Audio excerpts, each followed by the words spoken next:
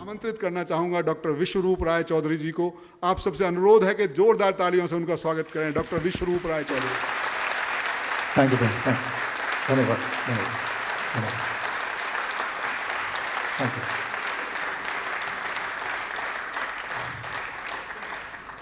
अभी एक रिसर्च से पता चला है कि जो लोग इस तरह के सेमिनार में आके तालियां बजाते हैं उनकी उम्र 15 साल ज़्यादा होती है।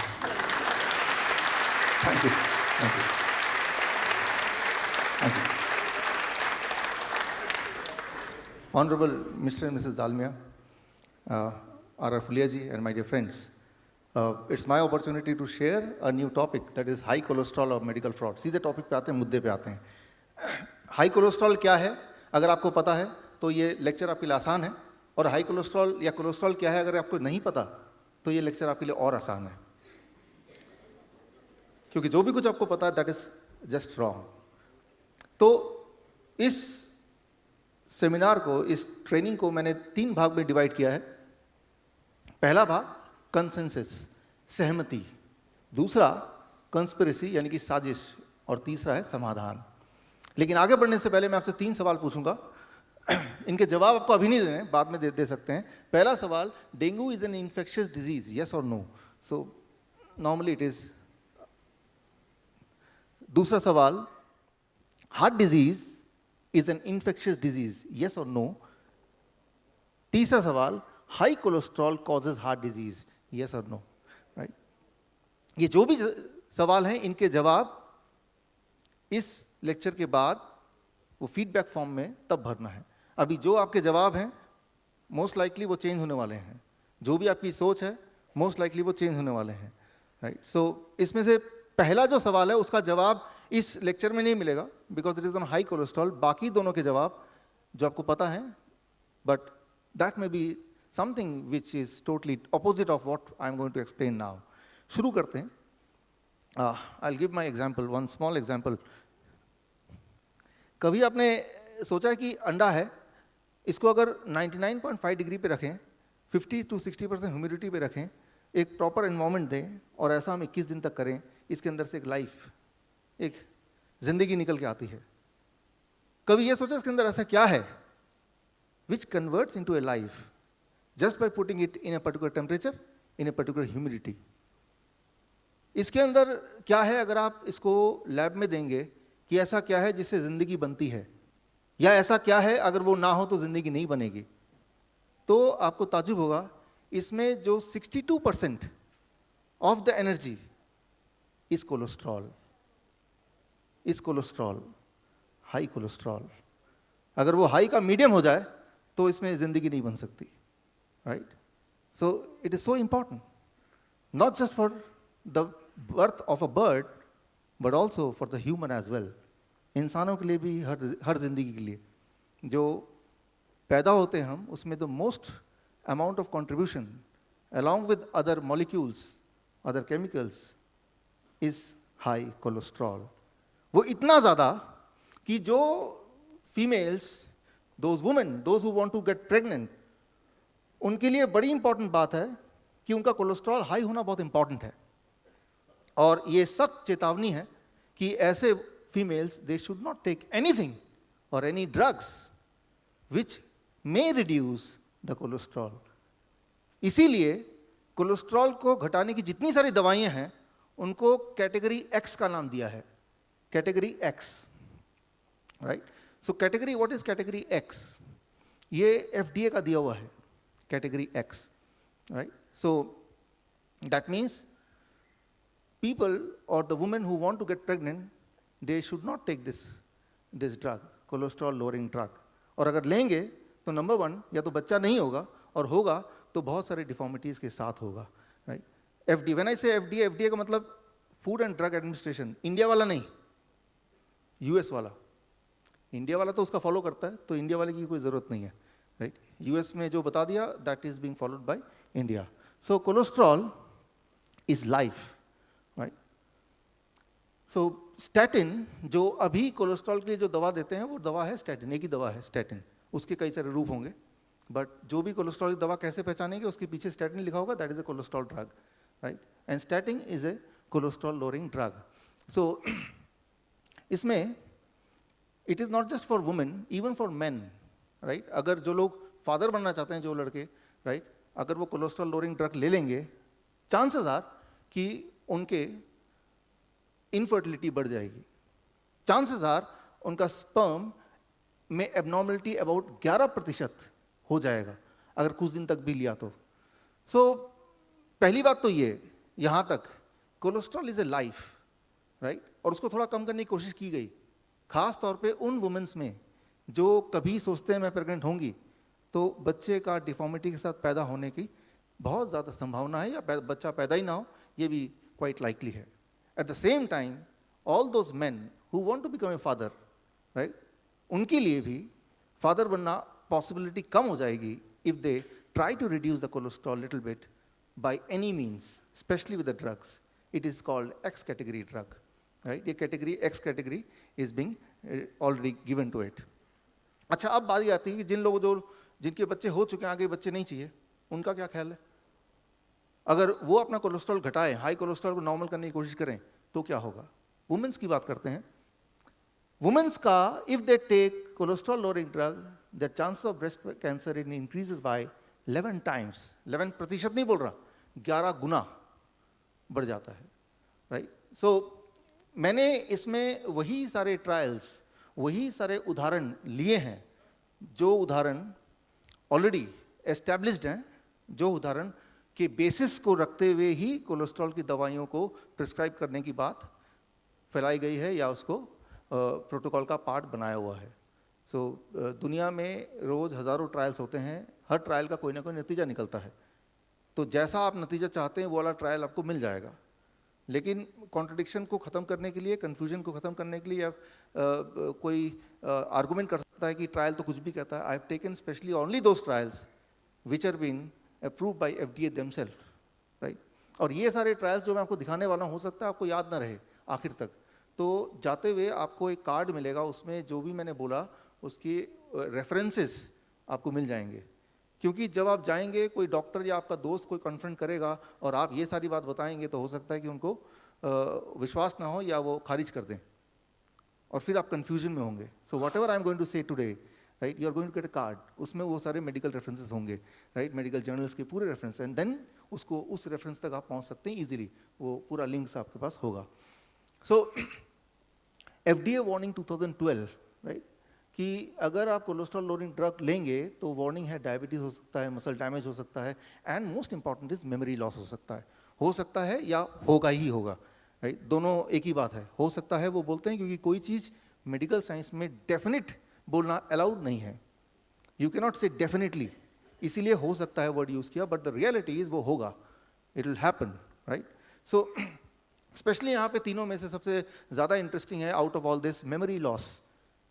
इंटरेस्टिंग बात यह है कि हमारा ब्रेन, उसको पूरा खोल के आप देखें तो उसमें भी 50% ज़्यादा कोलेस्ट्रॉल है, और ब्रेन अपना कोलेस्ट्रॉल खुद बनाता है, बॉडी से नहीं लेता।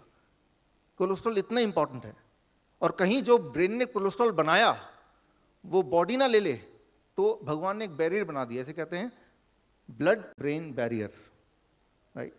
तो ब्रेन अपना कोलेस्ट्रॉल खुद बनाता है, वो किसी और से शेयर नहीं करता है, और पूरे बॉडी का जो टोटल कोलेस्ट्रॉल है उसका 25% is being utilized by the brain themselves.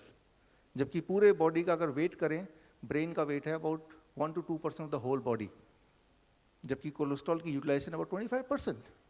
तो जैसे ही आप कोई दवा लेंगे, कोलेस्ट्रॉल को घटाएंगे, तो ब्रेन की कोलेस्ट्रॉल घटते ही मेमोरी लॉस, एंजाइटी या रेस्टलेसनेस या बहुत सारे और बीमारियों की शुरुआत हो जाती है। हो जाएगी कि नहीं? हो जाती है। That is it has to happen because your brain functions more और लेस ऑन कोलेस्ट्रॉल, राइट। सो अब सवाल ये आता है कि जब क्लियर इतने एविडेंसेस हैं, all the evidence are very clear, right, clear cut है, तो फिर ये कोलेस्ट्रॉल दवा देते क्यों है डॉक्टर? उसका खास कारण है, it is not a medical science, it is A medical culture. अच्छा, साइंस क्या होता है? साइंस ये होता है कि जो हर बार वो डुप्लीकेट हो सके, 2 into 2 4, दैट इज, वो इधर भी 4 है, फ्रांस में भी 4 होगा, जर्मन में जाएंगे वहां भी 2 into 2 4 ही होगा, तो हो गया साइंस। एक होता है कल्चर, यानी कस्टम, राइट, जैसे प्रथा, हमारे हिंदू धर्म की कुछ प्रथा है या प्रथा रही है, तो प्रथा हर जगह के अलग अलग हो सकते हैं, और प्रथा के लिए कोई साइंस की जरूरत नहीं, कोई लॉजिक की जरूरत नहीं, वो प्रथा है, वो अपने आप में लॉजिक है, right? Medical science, it is not medical science, it is medical culture. मैं उदाहरण देता हूं आपको। मान लो इंडिया में, यहां पे आप किसी डॉक्टर के पास जाते हैं, बोलते हैं, एक मेडिकल कंडीशन लेते हैं, फटीग, डॉक्टर मैं थका थका सा महसूस करता हूं। जब भी ये बोलेंगे, बोल के देखिए कि डॉक्टर मैं थका थका महसूस कर, जब भी ये किसी डॉक्टर बोलेंगे, सबसे पहले बोलेगा अपना ब्लड शुगर टेस्ट कराओ। लेकिन यही वाला सवाल, यही वाली मेडिकल कंडीशन अब यूएस में जाके बोलेंगे कि मैं थका थका फील करता हूं, सबसे पहले वो आपका ब्लड प्रेशर लेगा, ब्लड शुगर नहीं लेगा। लेकिन जर्मन में, जर्मन डॉक्टर होगा तो वो कार्डियक इनसफिशिएंसी बताएगा, हार्ट से जोड़ेगा उसको। फिनलैंड में यही सवाल पूछेंगे कि मुझे थका थका महसूस होता है, वो आपको सीधा ऑन्कोलॉजिस्ट, कैंसर डिपार्टमेंट भेज देगा। फ्रांस में यही सवाल पूछेंगे कि मैं थका थका फील करता हूं, वो बोलेगा एक हफ्ते की छुट्टी ले लो, enjoy red wine and come back. And incidentally ये सारे के सारे करेक्ट हैं। उसका शुगर का इलाज शुरू हो जाएगा, वो ठीक फील करेगा, उसका ब्लड प्रेशर की गोली शुरू हो जाएगी, वो भी ठीक फील करेगा, जो एक हफ्ता को छुट्टी लेके वापस आएगा वो भी ठीक फील करेगा, right? It is not a medical science, it is A medical culture. और कल्चर तो ऐसा है कि जिसका कोई साइंस होने की जरूरत नहीं है। मेडिकल साइंस नाम जरूर है, इट इज ए कल्चर। पिछले दिनों जापान में हमारे एक नए पार्टनर बने, डॉक्टर स्माइल, उनकी कंपनी है डॉक्टर स्माइल लिमिटेड, आप नेट पे जाएंगे, बहुत बड़ी कंपनी है। मैंने उनसे पूछा कि इंडिया में heart disease is the highest, Japan में heart disease in the world is the lowest, तो ऐसा कैसे? कुछ तो होगा ना अनोखा, तो so that we can do that, उसको हम यहाँ अपना लें। उनका कहना है कि वो इसलिए कम है हार्ट डिजीज, या हार्ट डिजीज से डेथ, या हार्ट अटैक से death rate is very less, lowest in Japan, because वहाँ पे हार्ट अटैक से मरना बुरी बात मानी जाती है। मतलब दिल कमजोर है, हार्ट से डेथ हो गया, हार्ट डिजीज से, दिल कमजोर, दिल का आदमी है, राइट? तो कोई भी नहीं चाहेगा कि उसके पिताजी, उसके भाई या उसके रिश्तेदार को कमजोर दिल का बोला जाए। इसलिए जब भी किसी की डेथ होती है सडन, तो वो हार्ट डिजीज नहीं लिखते, वहां पे ब्रेन स्ट्रोक से डेथ होना बहुत अच्छी बात मानी जाती है, यानी कि इंटेलिजेंट था, दिमाग बड़ा तेज था, दिमाग का बड़ा यूज होता था। तो वहां पे highest amount of brain stroke in the world. अब अंडरस्टैंड कीजिए, हार्ट डिजीज और ब्रेन स्ट्रोक का कॉमन कॉज क्या है? ब्लॉकेज। ये कैसे हो सकता है कि वहां पे हार्ट डिजीज बिल्कुल ही लो है, heart attack rate and brain stroke rate बिल्कुल ही हाई है? मैं ये बोलना चाह रहा हूं कि जब भी डेथ सर्टिफिकेट बनता है, या WHO कैसे पता लगाती है कि कहां पे सबसे ज्यादा हार्ट डिजीज है, कहां पे सबसे ज्यादा ब्रेन स्ट्रोक के पेशेंट हैं? WHO के पास एक ही टूल है, दैट इज वो वहां के डेथ सर्टिफिकेट के रिकॉर्ड्स को चेक करती है, and that becomes the data. But वो रिकॉर्ड अपने आप में कितना ऑथेंटिक है, ये इस बात से पता चलेगा, दैट इज जर्मन साइंटिस्ट, उन्होंने ये प्रूव किया कि जो डेथ सर्टिफिकेट में लिखा जाता है, अक्सर एटलीस्ट आधे टाइम वो एक्चुअली होता नहीं है। क्योंकि किस चीज से इंसान मरा है, वो उसकी शक्ल देख के आप अंदाजा नहीं लगा सकते, वो अंदाजा गलत हो सकता है। सिर्फ एक्यूरेट तब पता चलेगा जब ऑटोप्सी करेंगे, कॉरोनर, जो लोग ऑटोप्सी करते हैं वो कॉरोनर। लेकिन इंडिया की बात करें तो हर 100 डेथ में सिर्फ एक जिसका डेथ थोड़ा सस्पिशियस होता है, वो कॉरोनर के पास जाता है। कॉरोनर बहुत ज़्यादा नहीं इंडिया में, वेरी लेस, राइट? तो जो डेथ रेट, उसका जो सर्टिफिकेट है, उसके बेसिस पे कोई कंक्लूजन है, that conclusion can be a medical culture, it may not be a medical science, right? Culture मतलब कस्टम, कस्टम मतलब रीति रिवाज, रीति रिवाज मतलब हमारे पास्ट के बिलीव क्या थे, उसका इन्फ्लुएंस होना, उससे बना है ये सारा medical system.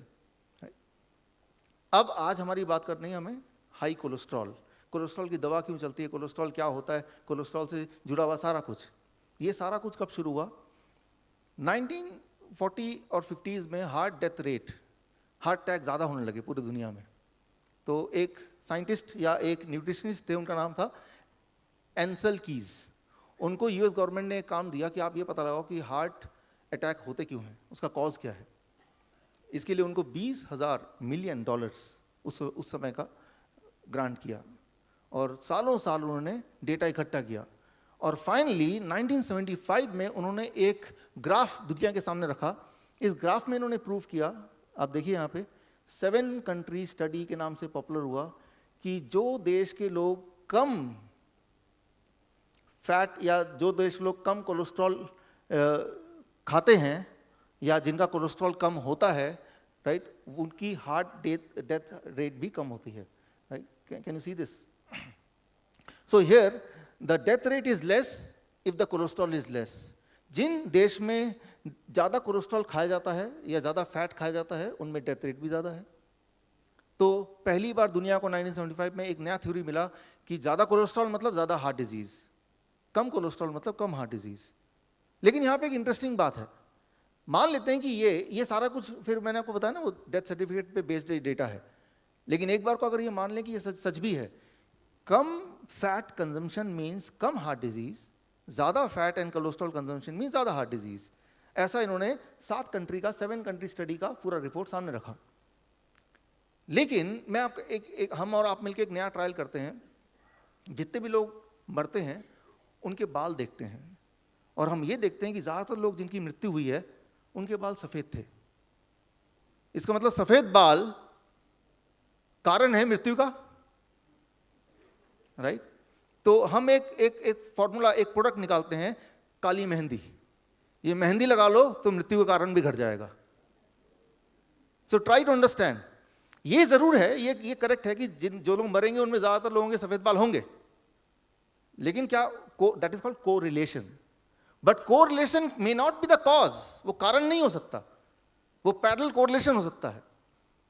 So correlation may not be the cause.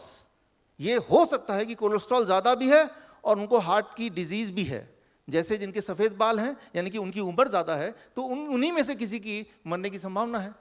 लेकिन बाल को अगर हम आर्टिफिशियली काला कर देंगे तो हमारी आयु बढ़ जाएगी, ऐसा नहीं है. In the same way correlation may not be the cause. लेकिन इंटरेस्टिंग बात यहाँ पे मेडिकल साइंस एजम्पशन की साइंस है.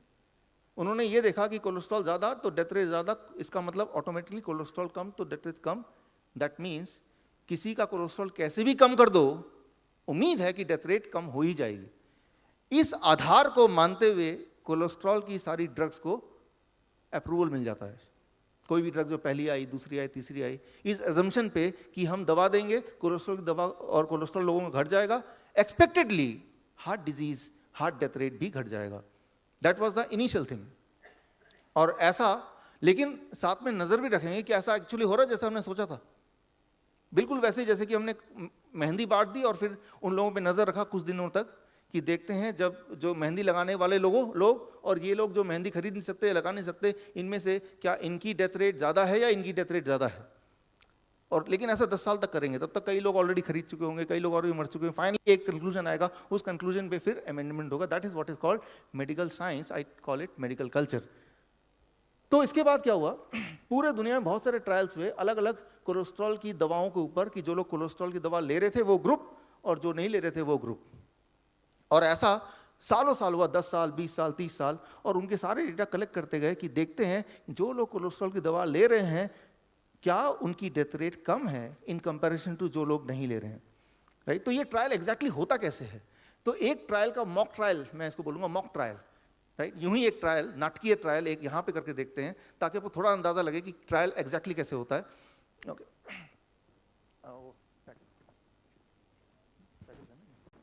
ओके. तो मान लीजिए मैं कोलेस्ट्रॉल ट्रायल करना चाहता हूँ. ये हमारा पूरा ट्रायल का वॉलंटियर्स हैं, आप लोग वॉलंटियर्स हैं.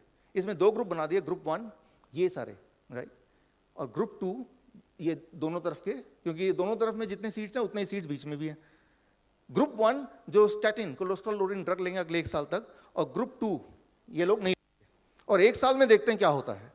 1 साल बाद हम देखेंगे इनमें से कितने लोग की डेथ हो गई हार्ट डिजीज से और बाकी में से कितने की डेथ हो गई, तो सामने क्लियर हो जाएगा. तो ऐसा इन्होंने किया और ऐसा इन्होंने इतने सारे ट्रायल्स किए. ये वो ट्रायल्स है जिनको FDA ने इंक्लूड किया अपने डिसीजन मेकिंग के लिए, इसीलिए मैंने इनका नाम लिया. इन सारे ट्रायल का जो निचोड़ है, उन निचोड़ को हिंदी इंग्लिश में बोलते हैं मेटा एनालिसिस. सारे ट्रायल को मिला दिया, अब फाइनल कंक्लूजन क्या है, that is important, that is called Meta analysis.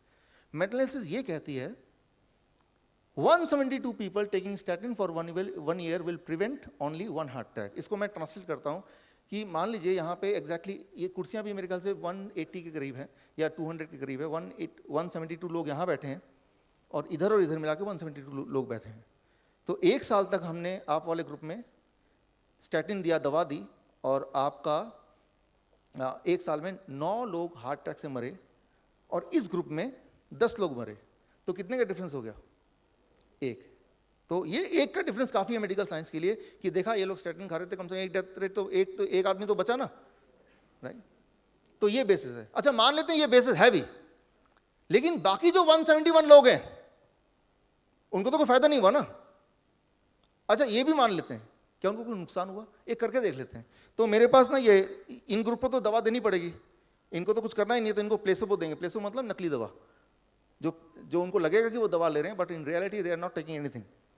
तो आप में से कोई 4-5 लोग आ जाएं तो मेरे पास दवाइयाँ हैं, मैं बांट दूंगा अभी। तो एक्चुअली देखते हैं क्या होता है। प्लीज़ 4-5 पीपल, ये बीच वाले ग्रुप में बांटना है प्लीज़। कोई 2 नहीं लेगा दवा, एक ही एक पैकेट लेना है बीच वाले ग्रुप में से। हाँ, थोड़ा इनको भी दे दीजिए। सॉरी। हाँ, बीच वाले ग्रुप में आगे से डिस्ट्रीब्यूट करना है, देख के।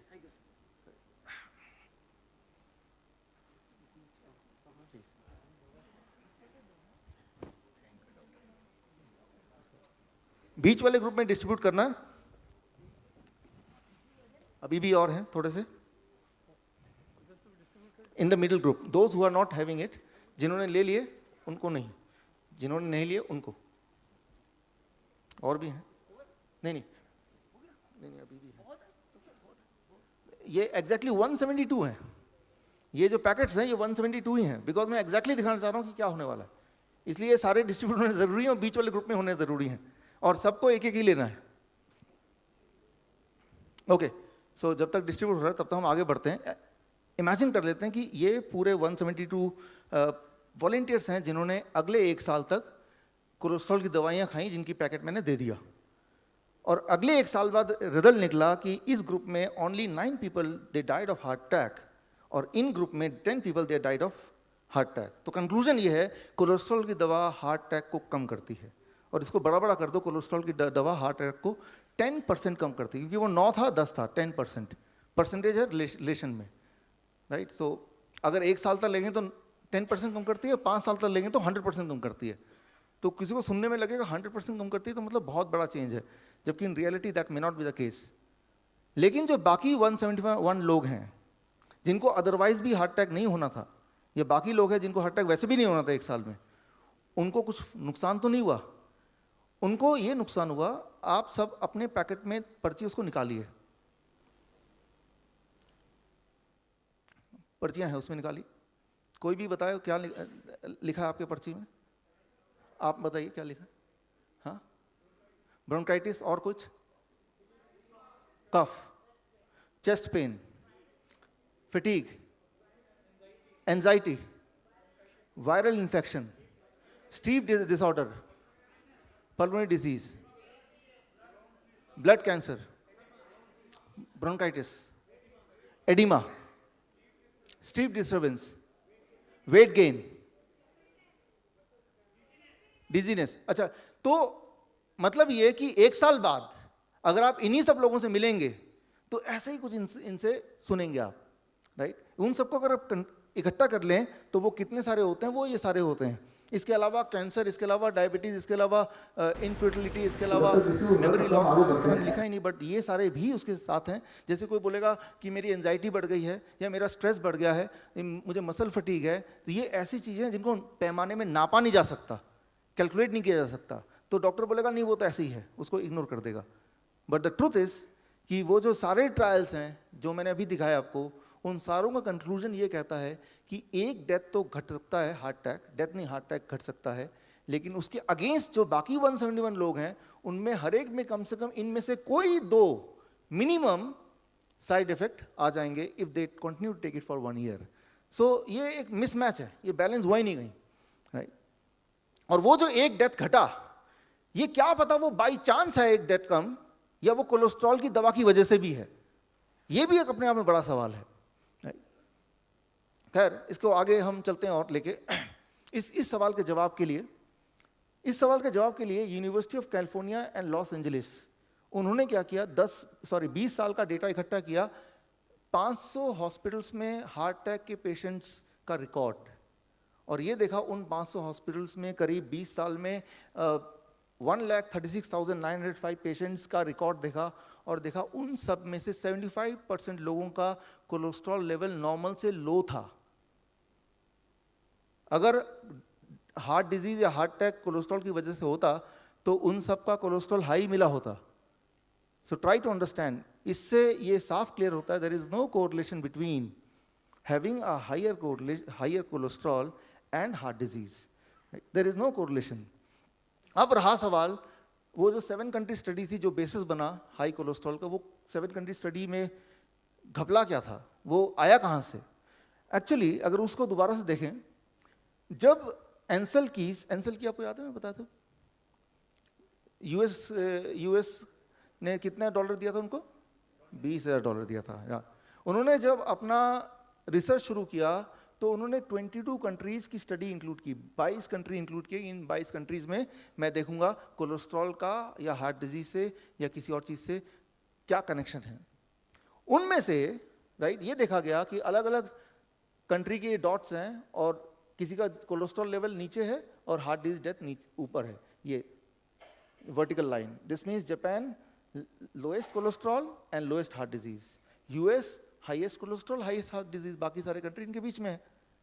तो इनमें से उन्होंने 7 वो कंट्री चुन लिए जो एग्जैक्टली इस लाइन में आ जाए, बाकी को उड़ा दिया और बताया भी नहीं कि मैंने 22 कंट्री को लिया था शुरू में, राइट।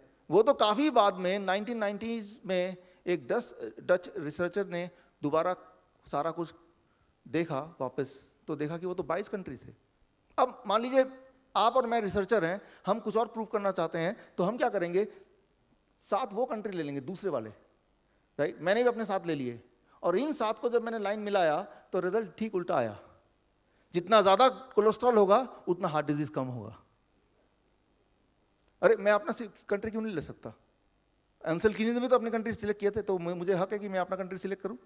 कौन से कंट्री लेने हैं, तो I have all the rights, right. तो मैं ये बोलना चाह रहा हूं जो कोलेस्ट्रॉल का थ्योरी की जो टोटल बेसिस है वो बेसिस आपके सामने है, और ये बात पता लगी 1990s में। तब तक ऑलरेडी ये बिजनेस काफी ग्रो कर चुका था। अब यहां तक तो बात है कंसेंसस की। अभी जो आम कंसेंसस है या जो सहमति है पूरे दुनिया में, वो सहमति का पार्ट जो मैं आपसे डिस्कस कर रहा था। अब कंस्पिरेसी क्या है? सवाल जो बड़ा है, why cholesterol lowering drugs are prescribed even more heavily. इन सब एविडेंसेस के बावजूद भी क्यों कोलेस्ट्रॉल लोअरिंग ड्रग्स डॉक्टर अक्सर देते ही हैं, जबकि इतना कंपेलिंग एविडेंस आपके सामने है जो कोई नकार सकता ही नहीं है। That is one thing. दूसरा है सबसे बड़ा सवाल, how to protect the heart. Ultimately cholesterol lowering drug आप लेते क्यों हैं? उसका एक ही कारण है, हमें ऐसा लगता है cholesterol lowering drugs can help us to protect ourselves from heart disease और हार्ट अटैक, यही कारण है। लेकिन अगर कोलेस्ट्रॉल कारण नहीं है हार्ट डिजीज का, तो क्या ऐसा चीज है जिससे हार्ट की बीमारी होती है और हम क्या करें ताकि हम अपने को प्रोटेक्ट करें? That is can be one question. So इन सब में इंटरेस्टिंग है कंस्पिरेसी पार्ट। कंस्पिरेसी के 2 पार्ट हैं, one is diagnosis, one is drugs. Diagnosis it is very important and interesting as well. अगर इसकी हिस्ट्री को देखें, 1977 का 8th edition of Harrison principle of internal medicine, internal medicine, जो Harrison principle of internal medicine, जिसे Bible बोल सकते हैं आप मेडिकल साइंस का, उसका अगर 8th एडिशन आप पढ़ेंगे, वहाँ पे टोटल कोलेस्ट्रॉल लिखा था 300 से ज़्यादा होने से तभी कुछ करने की ज़रूरत है। लेकिन 1988 से पहले कुछ लोग यूरोपियन कंट्रीज में बोलते थे 350 भी चलेगा, यूएस में बोलते थे नहीं 250 चलेगा। There was lot of confusion कि 300 होना चाहिए, 250 होना चाहिए, 350 होना चाहिए, वो कोई कुछ भी सोचता था। इसीलिए 1988 में यूएस में एक पैनल बनाया गया, इसे कहते हैं adult treatment panel 1, adult treatment panel 1, जिसमें 16 मेंबर रखे गए। वो ये मेंबर फैसला करेंगे कि पूरे दुनिया के लोगों की कोलेस्ट्रॉल कितनी होनी चाहिए। वो 16 लोग फैसला करेंगे पूरे दुनिया की कोलेस्ट्रॉल लेवल कितनी होनी चाहिए, और उन्होंने फैसला किया कि वो होना चाहिए 240 टोटल कोलेस्ट्रॉल। अच्छा, 240 टोटल कोलेस्ट्रॉल का मतलब क्या है? मान लो आपकी रीडिंग आती 240, इसका मतलब समझें क्या लेमैन भाषा में। देखिए, मान लीजिए मेरे बॉडी में 5 लीटर खून है, क्योंकि मेरा वेट अबाउट 70 kg है। मैं सारे खून निकाल दूं और इस बॉटल में डालूं, तो ऐसे कितने बॉटल चाहिए मुझे? How many bottle I need? 5 चाहिए। अब मैं एक बूंद यहाँ से ब्लड निकालता हूँ और उसमें उसको मैं लैब में चेक करता हूँ कितना कोलेस्ट्रॉल है, और उसमें निकलता है 200। इसका मतलब मेरे 1 लीटर खून में 2 ग्राम कोलेस्ट्रॉल है, राइट, टोटल कोलेस्ट्रॉल है। अच्छा, 2 ग्राम कितना होता है? एक चिप्स 1 ग्राम है, 2 चिप्स 2 ग्राम। सो अगर आपकी टोटल कोलेस्ट्रॉल रीडिंग 200 आती है, इसका मतलब आपके 1 लीटर खून में 2 ग्राम कोलेस्ट्रॉल है, दैट्स ऑल। ये है टोटल कोलेस्ट्रॉल। लेकिन इन्होंने एक नया चीज ऐड कर दिया ATP1 में, एडल्ट ट्रीटमेंट पैनल में, कोलेस्ट्रॉल, टोटल कोलेस्ट्रॉल 240 होना चाहिए, साथ में एक और चीज ऐड कर दी। वो what is that? LDL। LDL कौन सा वाला कोलेस्ट्रॉल होता है? खराब वाला, बैड कोलेस्ट्रॉल। देखिए, हमारी बॉडी कोलेस्ट्रॉल एक ही तरह का बनाती है, अलग अलग तरह का नहीं बनाती है। एक गुड कोलेस्ट्रॉल, एक bad cholesterol, nothing like that. For example, Sharma ji हमारे AK शर्मा जी, हाँ सर वहीं से बस।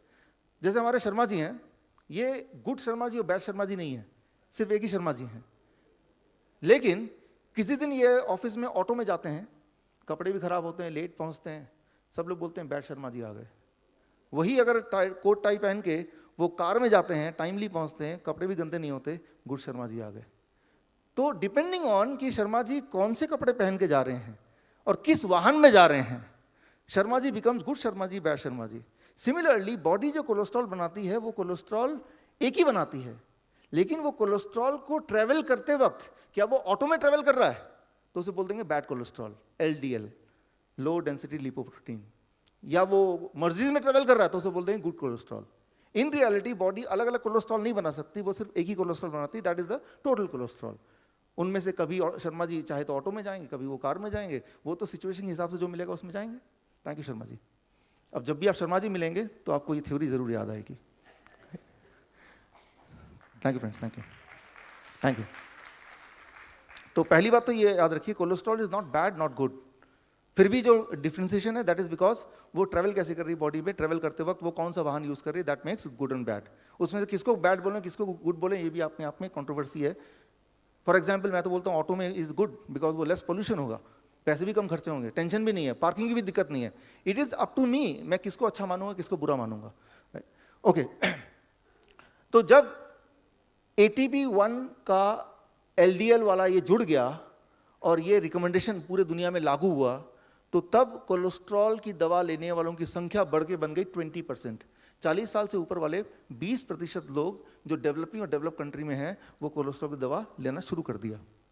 लेकिन उसके बाद ATP2, एडल्ट ट्रीटमेंट पैनल 2, इसको भी एक बार और रिवाइज किया गया 1993 में।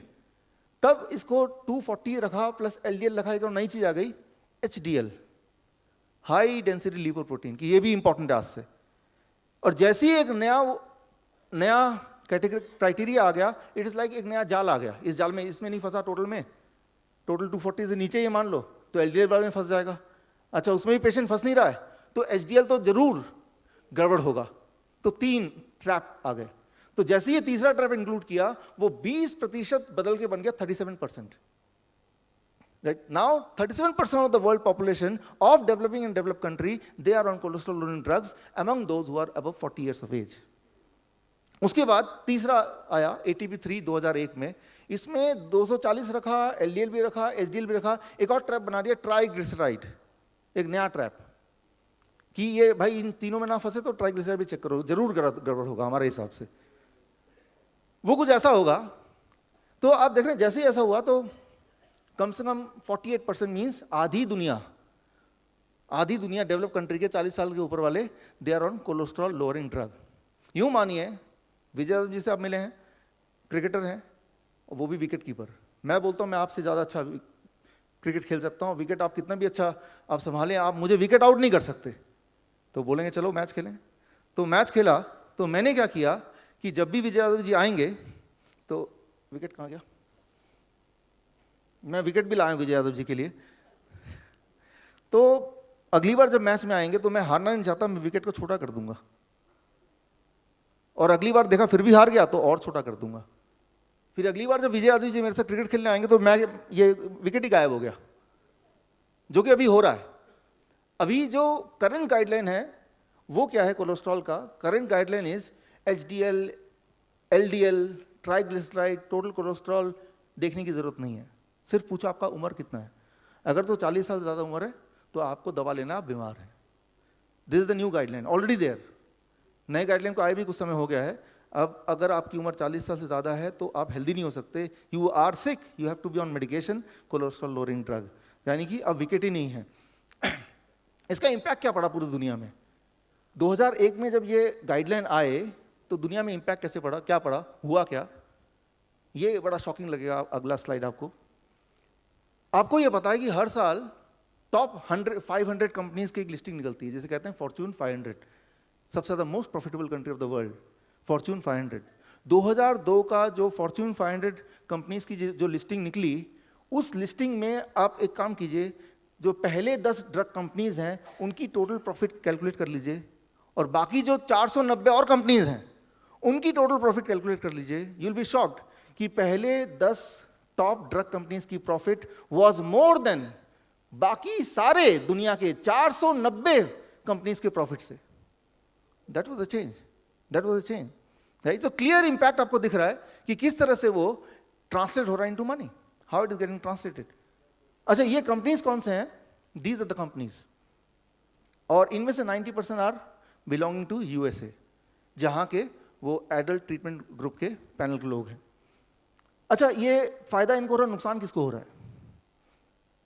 WHO 2011 60% जो हार्ट की दवाइयां हैं, डायबिटीज़ है, हाइपरटेंशन है, कोलेस्ट्रॉल है, ब्लड थिनर है, पूरे दुनिया के प्रोडक्शन के 60% जो है वो भारतीय खा जाते हैं, और बाकी 40% पूरे दुनिया के लोग मिलकर खाते हैं। सो ट्राई टू अंडरस्टैंड ये जो फायदा हुआ वो गया कहां से, right? You would clearly see that, right? वो फायदा तो इधर हुआ, लेकिन वो इनपुट आया कहां से? Something like this. मैंने एक कोशिश की कि ATP 3 में जो 30 मेंबर थे वो मेंबर कौन है ये पता लगाने की कोशिश की। उनमें से 17 का मुझे मिल गया पता। वो लोग कौन है उनका नाम मैं दिखाता हूं। ये उनके नाम है, और मैंने देखा कि वो सारे इन कंपनी से जुड़े हुए हैं, या तो कंसल्टेंट है, या तो वहाँ पे कोई पोस्ट है, या तो डायरेक्टर है, या तो साइंटिस्ट हैं वहाँ के। ये सारे ये लोग 17 लोगों की लिस्ट है। और ये कौन सी कंपनीज हैं? अरे ये वही वाली तो कंपनी है जो वो 10 कंपनी का नाम मैंने अभी आपको दिखाया था। सो ट्राई टू अंडरस्टैंड, उन कंपनीज के एम्प्लॉय, उन कंपनीज के एजेंट, उन कंपनीज के जो साइंटिस्ट है, उन्हीं ने मिलके दे मेड दिस गाइडलाइन। तो ये गाइडलाइन रिलायबल कैसे हो सकती है? How it can be reliable? It can not B reliable. उसके ऊपर डिपेंड हो गए। अगर हम जिंदगी भर कोलेस्ट्रॉल की दवा खा रहे हैं तो इकोनॉमिक नुकसान तो हम कर ही रहे हैं दुनिया का, अपने देश का, और हेल्थ का नुकसान तो वो भी हो रहा है। सो यहाँ पे आती है बात डायग्नोसिस की, लेकिन इससे इंटरेस्टिंग स्टोरी है ड्रग्स की। दवा आई कैसे? 1976 की बात है। एक साइंटिस्ट थे इंडो, उन्होंने इन्वेंट किया स्टैटिन, जो दवा अभी चल रही है ना, उसकी इन्वेंशन 1976 में। उससे पहले भी दवा होती थी कोलेस्ट्रॉल की, लेकिन वो होती थी पाउडर फॉर्म में। दिन सुबह 1 चम्मच पाउडर, शाम को 1 चम्मच, दोपहर को 1 चम्मच। लेकिन वो जो था वो एक तो उल्टी आ जाती थी, तो लोग वो कंफर्टेबल था नहीं रखना, उसको लेना। तो जो स्टैटिन है जो आजकल हम ले रहे हैं, वो आप ले रहे हैं, उसको 1976 में उसका इन्वेंशन किया इंडो ने, इंडो नाम का साइंटिस्ट। 1977 में ही partnered with 2 scientist, Goldstein and Brown, कि इसको डेवलप किया जाए। लेकिन वो पार्टनरशिप टूट गई, और पार्टनरशिप टूटने के बाद 1980 में ब्राउन एंड गोल्डस्टेन ने पेपर लिखा, उसमें ये लिखा कि स्टैटिन अगर आप लेंगे तो कैंसर हो जाएगा। तो पेपर की कॉपी मेरे पास है, this is the copy of the paper. Cholesterol, this is the copy of the paper, कि अगर कोलेस्ट्रॉल की दवा लेंगे, स्टैटिन लेंगे, तो it will become a cancer. और जैसे ही ये आया तो 1980 के बाद पूरे दुनिया में कोलेस्ट्रॉल की थ्योरी के ऊपर एक चुप्पी, एक शांति छा गई। It is no more important thing. लेकिन उसी दौरान बाईपास सर्जरी की एंट्री भी थी। बाईपास सर्जरी उसी दौरान एक फैशनेबल चीज़ बन गई। किसी भी इंसान का बाईपास सर्जरी होता तो उसको बड़ा गर्व से मेरा बाईपास सर्जरी हुआ है, तो ये बड़ा आदमी होगा, राइट? उस वक्त बाईपास सर्जरी, याद कीजिए, इट इज़ बिग थिंग। लोग देखने आते थे, जैसे आप ताजमहल देखने जाते हैं ना, वैसे ही। अच्छा, बाईपास सर्जरी हमारे कॉलोनी में है, तो अपॉइंटमेंट लेके पीपल यूज्ड टू गो कि वो कैसा दिखता है बाईपास सर्जरी वाला इंसान। सो ऑलरेडी हॉस्पिटल के पास, डॉक्टरों के पास एक नई चीज़ आ गई, एक नया मुद्दा आ गया, एक नया मनी स्पिनर आ गया। उनका ध्यान कोलेस्ट्रॉल से हट गया। तो ऐसा कुछ साल चला, 3 साल, 4 साल, 5 साल। 1985 में एक नई चीज हुई, अनाउंसमेंट हुआ, ब्राउन एंड गोल्डस्टोन को स्टैटिन, उसी ड्रग के प्रोडक्शन के लिए नोबेल प्राइज मिला। और वो नोबेल प्राइज वाला लेक्चर की पूरी कॉपी मेरे पास है। उस लेक्चर में कहीं भी जिक्र नहीं है कि उन्होंने इनसे कैंसर होता है। अब वो गायब हो गया जिक्र, ये आप बाद में देख सकते हैं डिटेल्ड पूरा लेक्चर। अब उन्होंने ये बात गायब कर दी कि कैंसर हो सकता है। और उसके अगले 2 साल बाद 1987 में वो बन गए मर्क, जो पहली कंपनी में देखिए दुनिया की सबसे बड़ी कंपनी, उनके कंसल्टेंट, और उन्होंने अप्रूव करा दी एफडीए में, और वही वाली दवा है जो हम आप ले रहे हैं। अब यहाँ पे इंटरेस्टिंग बात यह है कि 2004 में जो इन्वेंटर था इंडो, उनका कोलेस्ट्रॉल बढ़ा हुआ आया, तो उनको बोला कि आप क्या करेंगे, तो कहा मैं स्टैटिन नहीं लूंगा, मुझे जरूरत नहीं, बढ़े रहने दो। ये वॉल स्ट्रीट जर्नल में 2006 में पब्लिश हुआ था। सवाल ये है कि इन्वेंटर भी अगर ये दवा नहीं ले रहा है तो आप क्यों लेना चाहते हैं, राइट? सोचिए जरा। और वो रिटर्न स्टेटमेंट है, वो मेडिकल जर्नल में है, वॉल स्ट्रीट जर्नल 2006 में है। So inventor himself is not taking the medication, right? तो why we are taking it? तो पहले तो ये काम कीजिए कि उसको उठा के फेंकिए, उसकी जरूरत ही नहीं है आपको, किसी को जरूरत नहीं दुनिया में, it is not needed at all. Specially अगर आपको ये पता चल जाए ये स्टैटिन बना कैसे, आया कहाँ से। हमें ये लगता होगा ना कि ये इसके पीछे कोई बहुत सारे हजारों साइंटिस्ट काम कर रहे हैं, दिन रात मेहनत कर रहे हैं, लाखों करोड़ों डॉलर्स खर्च हो रहे हैं, और फिर जाके एक दवा आई, लैब में न जाने क्या टेक्नोलॉजी लगा है, जबकि ऐसा कुछ नहीं हुआ। चाइना में, नॉर्थ चाइना में एक जगह है, वहाँ पे बहुत ठंड पड़ती है, वहाँ धूप नहीं निकलती, वहाँ पे एक तो पौधे उगते नहीं हैं, और उगते हैं तो वहाँ पे जो जानवर होते हैं या कीड़े मकोड़े पौधों को खा जाते हैं। तो भगवान ने कुछ पौधों को एक ताकत दी है कि जब भी कोई मच्छर या कोई कीड़े मकोड़े खाने आएंगे तो उस पर पॉइजन स्प्रे करने की एबिलिटी। रेड राइस प्लांट जिसे कहते हैं, छोटा सा पौधा, कि जब भी कोई उसको खाने आएगा तो वो पॉइजन स्प्रेड करेगा। तो यूएस की आर्मी ने वो पॉइजन ले लिया, वो प्लांट ले लिया, उसका पॉइजन ले लिया, अमेरिका ले आए कि देखें ये हमारे किसी काम का तो नहीं। आपको याद होगा या कुछ लोगों को पता होगा, हिटलर का कॉन्सेंट्रेशन कैंप के बारे में पढ़ा होगा आपने। कॉन्सेंट्रेशन कैंप में it is called mustard gas छोड़ देते थे ताकि लोगों की इम्यूनिटी, वहाँ के प्रिजनर की इम्यूनिटी जीरो हो जाए, ना तो वो जिए ना ही वो मरे, मतलब उनकी सोचने की शक्ति ना रहे, वो जिंदा लाश की तरह रहे। बाद में ये मस्टर्ड गैस का जो टेक्नोलॉजी है उसको कन्वर्ट कर दिया, इट बिकेम कीमोथेरेपी। जो कीमोथेरेपी का आविष्कारक कौन है, वो हिटलर है। ये मेडिकल जर्नल की बात कर रहा हूँ, मेरी अपनी इमेजिनेशन नहीं है। तो हमेशा अलग अलग देशों की आर्मी ये देखती है कि कौन सा पॉइजन से हम प्रिजनर्स को ऐसे टॉर्चर करें कि जैसा हम चाहें वो हमारे गुलाम बन के रहें। इस इच्छा से वो जो रेड राइस प्लांट है उसका पॉइजन ले आए। उस प्लांट के पॉइजन का नाम है स्टैटिन, जो दवा है। तो ये देखा गया कि अगर इसका बहुत डोज कम कर दिया जाए फिर इंसान को दिया जाए तो वो बहुत धीरे धीरे मरेगा, इनफर्टिलिटी हो जाएगी, मेमोरी लॉस हो जाएगा, कैंसर हो जाएगा, लेकिन एक दिन में नहीं होगा, ज़्यादा डोज पे जल्दी जल्दी हो जाएगा। So that is what is the statin which you are taking it, right? So यहाँ पे मैं ये बोलना चाह रहा हूँ कि मेडिकल साइंस नहीं है, मेडिकल कल्चर है। और कल्चर कई बार बनता है कुछ लोगों के प्रॉफिट के लिए, जैसे सुपरस्टिशन जिसे कहते हैं, राइट? कोई एक सुपरस्टिशन समाज में बनता है, हर समाज का एक सुपरस्टिशन होता है। सो व्हाट इज सुपरस्टिशन, किस तरह समाज को खाता है, उसके लिए मैं आपको एक उदाहरण देता हूँ, एक छोटा सा वीडियो दिखाता हूँ 1 मिनट का। ट्राई टू अंडरस्टैंड कि ये किस तरह से हमसे जुड़ा हुआ है, स्पेशली तब जब आज 14 अगस्त है, कल 15 अगस्त है, इंडिपेंडेंस डे। घर चले, अब यही तुम्हारा घर है।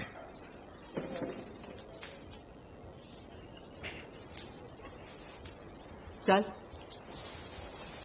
आ। पापा पापा हमको छोड़ो, हमने नहीं रहेंगे पापा, हमने नहीं रहेंगे।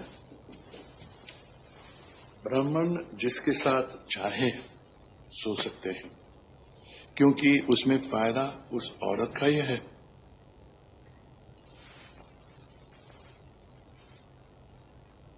आपको पता है राम ने भरत को क्या कहा था कि उन ब्राह्मणों का कभी आदर मत करना जो वेदों का अपने फायदे के लिए गलत मतलब निकालते हैं। So thank you friends, thank you friends. कुछ नियम बनाए जाते हैं और वो नियम इसलिए बनाए जाते हैं सिर्फ इसलिए कि उससे कुछ लोगों का फायदा हो। लेकिन वो नियम को कहीं ना कहीं ऐसे जोड़ देते हैं लॉजिक से, इलॉजिक से, कि लोगों को जो विक्टिम्स होते हैं उनको भी उस नियम में कुछ ना कुछ ठीक ही लगता है, तो सब के सब चुप रहते हैं। जैसे आजकल नियम है, आजकल नियम है कि किसी ने अगर बोल दिया कि डायबिटीज़ ठीक हो सकता है, तो नियम है इंडिया में कि उसको जेल हो सकती है। किसी ने बोला कोलेस्ट्रॉल की ज़रूरत नहीं, जेल हो सकती है। Thank you friends. 3-4 बार तो मैं ही जेल जाने से बचा हूँ, और हमारे कुछ एजुकेटर ऑलरेडी जेल के दर्शन करके आए हैं ऑलरेडी, राइट। सो यहाँ जो आप देख रहे हैं, अगर आपने जोर से बोला कि भाई कोलेस्ट्रॉल की ज़रूरत नहीं है, डायबिटीज़ ठीक हो सकता है, ब्लड प्रेशर ठीक हो सकता है बिना दवा के, तो that is a crime in India. वो क्राइम है, वो लॉ है कि वो क्राइम है। मेरे पास नोटिस आए हुए हैं कि अगर आपने दोबारा ऐसा कुछ बोला तो तैयार रहिए, 6 महीने की जेल हो सकती है, जुर्माना हो सकता है। तो जैसे उस समाज में एक लॉ था, एक कानून था जिसका कोई लॉजिक नहीं था, जो सिर्फ किसी इंसान के लिए, कुछ लोगों के प्रॉफिट के लिए था या किसी न किसी रूप से फायदे के लिए था। लेकिन इस तरह के जो कानून होते हैं हमेशा रहते नहीं हैं। कुछ लोग होते हैं आपके हमारी तरह जो समझते हैं इसको और समझ के कुछ ना कुछ करना चाहते हैं, इसीलिए इतने सारे बारिश के बावजूद भी आप सब यहाँ पे हैं। Thank you for coming.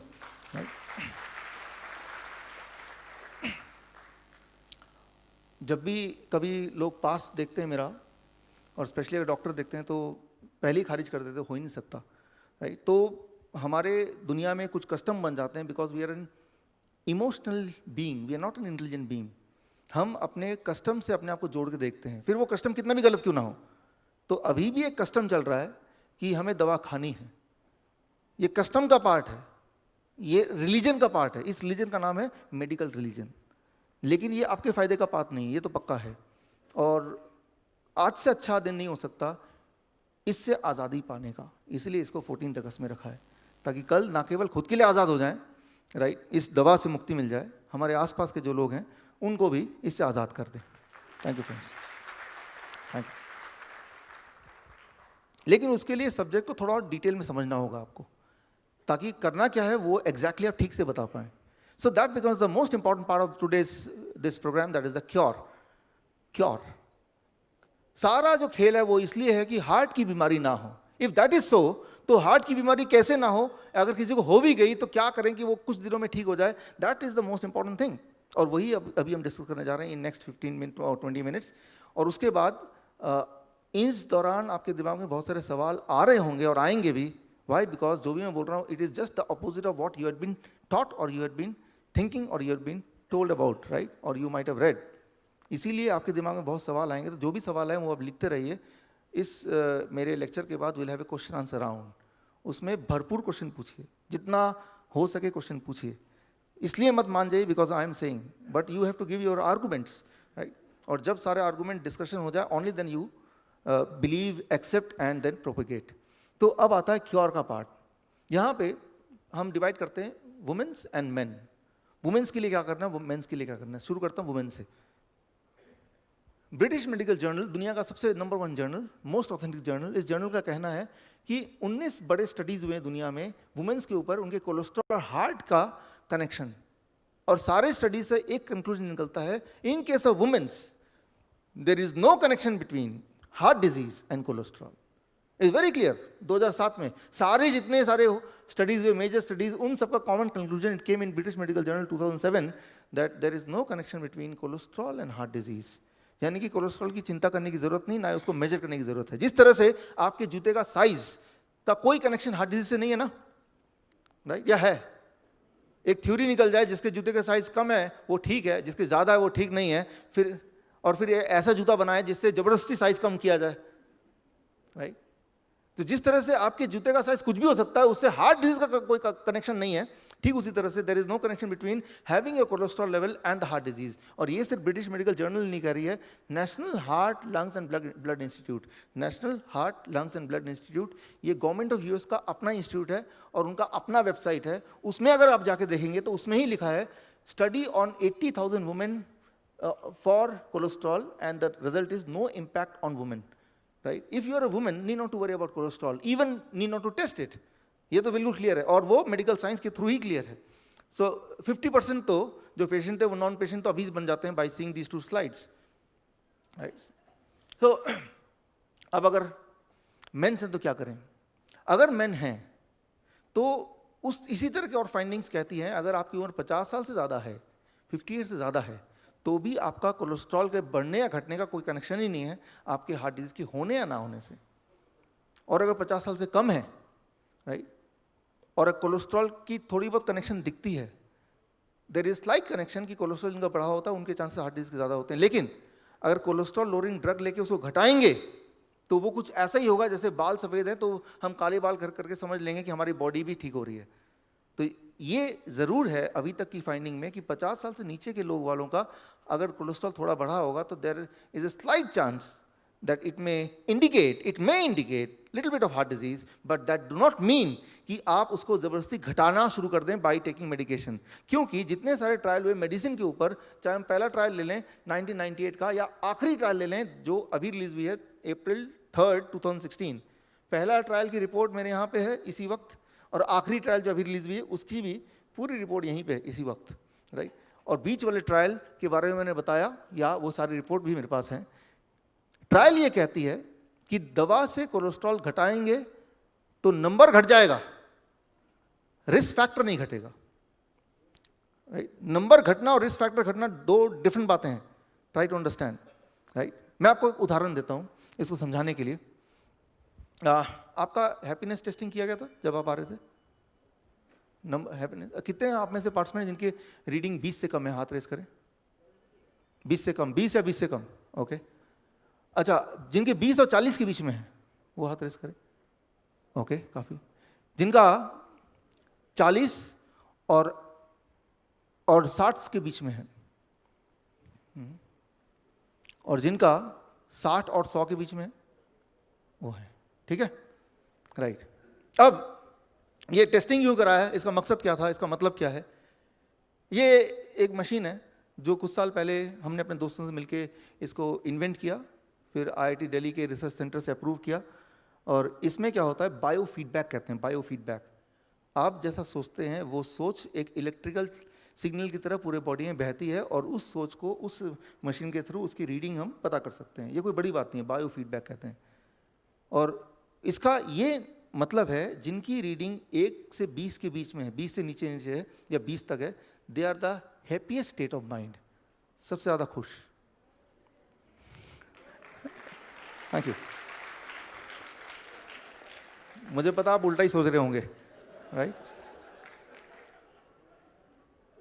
जिनका 20 और 40 के बीच में है, they are in a stable state of mind, हाँ सब ठीक है, राइट, इवन ओके, राइट। जिनका 40 और 60 के बीच में है, they are in anxiety, right, anxiety state of mind, मतलब थोड़ा सा गड़बड़ है। और जिनका उससे ऊपर है, they are in a depressed state of mind. तो खैर वो लोग अभी तक खुश हो रहे थे तो बराबर हो गया, राइट। तो यहां तक तो सब ठीक है। लेकिन अब मैं क्या करता हूं, मैं और आप मिलकर एक बिजनेस शुरू करते हैं। उस बिजनेस में एक छोटा सा सोल्यूशन निकालते हैं, एक केमिकल बनाते हैं, एक ट्यूब, एक क्रीम। वो दोनों क्रीम, वो क्रीम क्या करेंगे, हम फिंगर में लगा देंगे। तो उससे क्या हो जाएगी, वो जो इलेक्ट्रिक सिग्नल ठीक से पास नहीं होगा उससे नंबर कम आएगी। और मैं ये बोलूं कि मैंने एक ऐसी क्रीम बनाई उससे आपकी हैप्पीनेस बढ़ जाती है, यानी कि नंबर कम हो जाता है। और पहले नंबर करके देख लीजिए। अब आप ये क्रीम रोज लगाइए दिन में 2 बार, और हमारे लैब में आके नंबर दोबारा देख लीजिए, और जैसे नंबर देखेंगे तो कम है, यानी कि आपकी हैप्पीनेस ज्यादा है ना फिर, right. Thank you friend, thank you, thank you. तो ये बात ठीक है कि जिनका नंबर कम है वो ज़्यादा हैप्पी होंगे उस वक्त, अभी हो सकता है नंबर चेंज हो जाए, राइट। और जिनके नंबर ज़्यादा हैं तो वो थोड़ा एंजाइटी में या सीरियस माइंड में होंगे। That is one part of it. ये यहाँ तक थ्योरी ठीक है। लेकिन अगर क्रीम बना के यहाँ पे मैं जबरदस्ती शो करूँ नंबर कम हो गया, तो उससे रीडिंग के कम होने से आपका स्टेट ऑफ माइंड कम हो गया, ये चेंज हो गया। दैट इज़ समथिंग, राइट, जो कि यहाँ पे लॉजिक नहीं है। यहाँ पे दिस बिजनेस, इसे कहते हैं डिजीज मॉन्जरिंग। इसे कहते हैं डिजीज मॉन्जरिंग, मतलब भय का व्यापार, जहां एक बीमारी को इन्वेंट कर लिया और उसको बीमारी का नाम दे दिया, वो बीमारी था नहीं, लेकिन ऐसे ही कुछ बना दिया जिससे लोगों को भय लगे और उस भय से वो बिजनेस हो। इसकी शुरुआत हुई थी 1895 में। 1895 में एक सर्जन थे, डॉक्टर लिस्टर, जोसेफ लिस्टर। वो सर्जन भी थे और उनकी एक फैक्ट्री चलती थी, सीमेंट की फैक्ट्री चलती थी, राइट, और फ्लोर क्लीनर की फैक्ट्री चलती थी। कुछ फैक्ट्रीज जो चल नहीं रही थी, उनका पेशा भी ठीक से चल नहीं रहा था, तो उन्होंने क्या किया, उनमें से कुछ फैक्ट्री बंद कर दी, लेकिन जो फ्लोर क्लीनिंग की जो फैक्ट्री थी, उनका जो सोल्यूशन था उनको छोटे छोटे बॉटल में डाल दिया और बोला कि इससे अगर आप माउथ क्लीन करेंगे तो बड़ा अच्छा साफ होगा। उसको फ्लोर क्लीनर को माउथ क्लीनर बना दिया, और ऐसा उन्होंने मार्केट किया 1895 में, कुछ बिका नहीं, लोगों को जचा नहीं। फिर 5 साल बाद जब वो फेल हो गए, उन्हें आइडिया आया, मुंह के बदबू का एक नाम रखा उन्होंने, right, and then he started selling कि ये तो एक डिजीज है, right, it is a disease, halitosis, कि मुंह के बदबू को बोलते हैं हेलिटोसिस। अब डॉक्टर के पास जाते हैं, डॉक्टर क्या हो गया, डॉक्टर ने बोला आपको तो हेलिटोसिस की बीमारी है। अरे बाप रे, हेलिटोसिस है मुझे, तो क्या करना होगा, आपको ये लेना होगा। आप में से कुछ लोग लेते होंगे, डॉक्टर लिस्टर की वो प्रोडक्ट अभी तक सुपर हिट है, उसका नाम है लिस्ट्रीन। कितने लोग लेते हैं, राइट?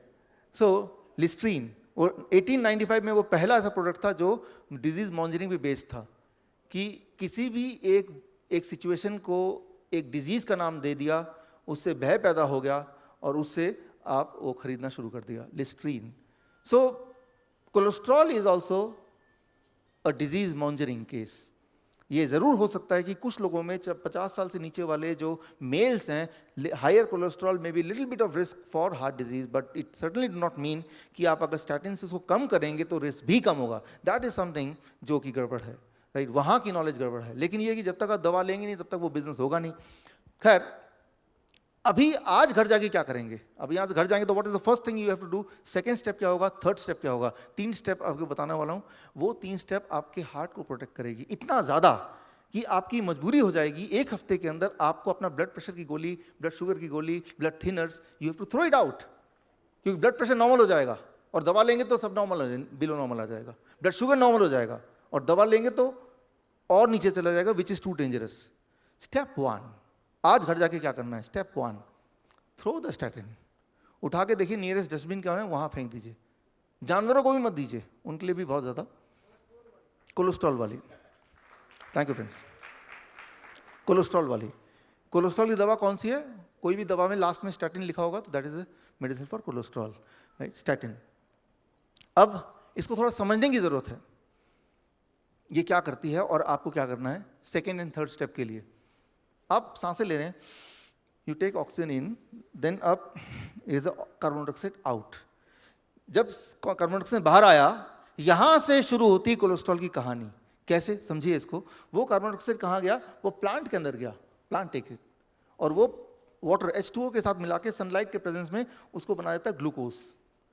ग्लूकोज यानी कि फूड, यानी कि फ्रूट्स या वेजिटेबल्स, वो खाना हम खाते हैं और खाते ही एक केमिकल बॉडी बनाता है एसिटाइल CoA, एसिटाइल कोएंजाइम, और वो वाला केमिकल एक और केमिकल बनाता है, इसे कहते हैं HMG कोएंजाइम, और वो केमिकल फिर एक इंपॉर्टेंट केमिकल मेवलोनिक एसिड बनाता है या मेवलोनेट पाथवेज बनाता है, राइट। ये थोड़ा कॉम्प्लिकेटेड है लेकिन अभी आसान हो जाएगा।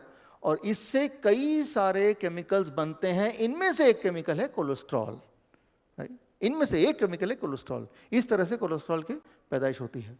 अब इनमें से जो ये केमिकल है, इनका कुछ काम है, इसका कुछ काम है, इसका कुछ काम है, इसका कुछ काम है, तभी बॉडी बना रही है। सारे इंपॉर्टेंट है, सारे जरूरी है हमारे बॉडी के लिए।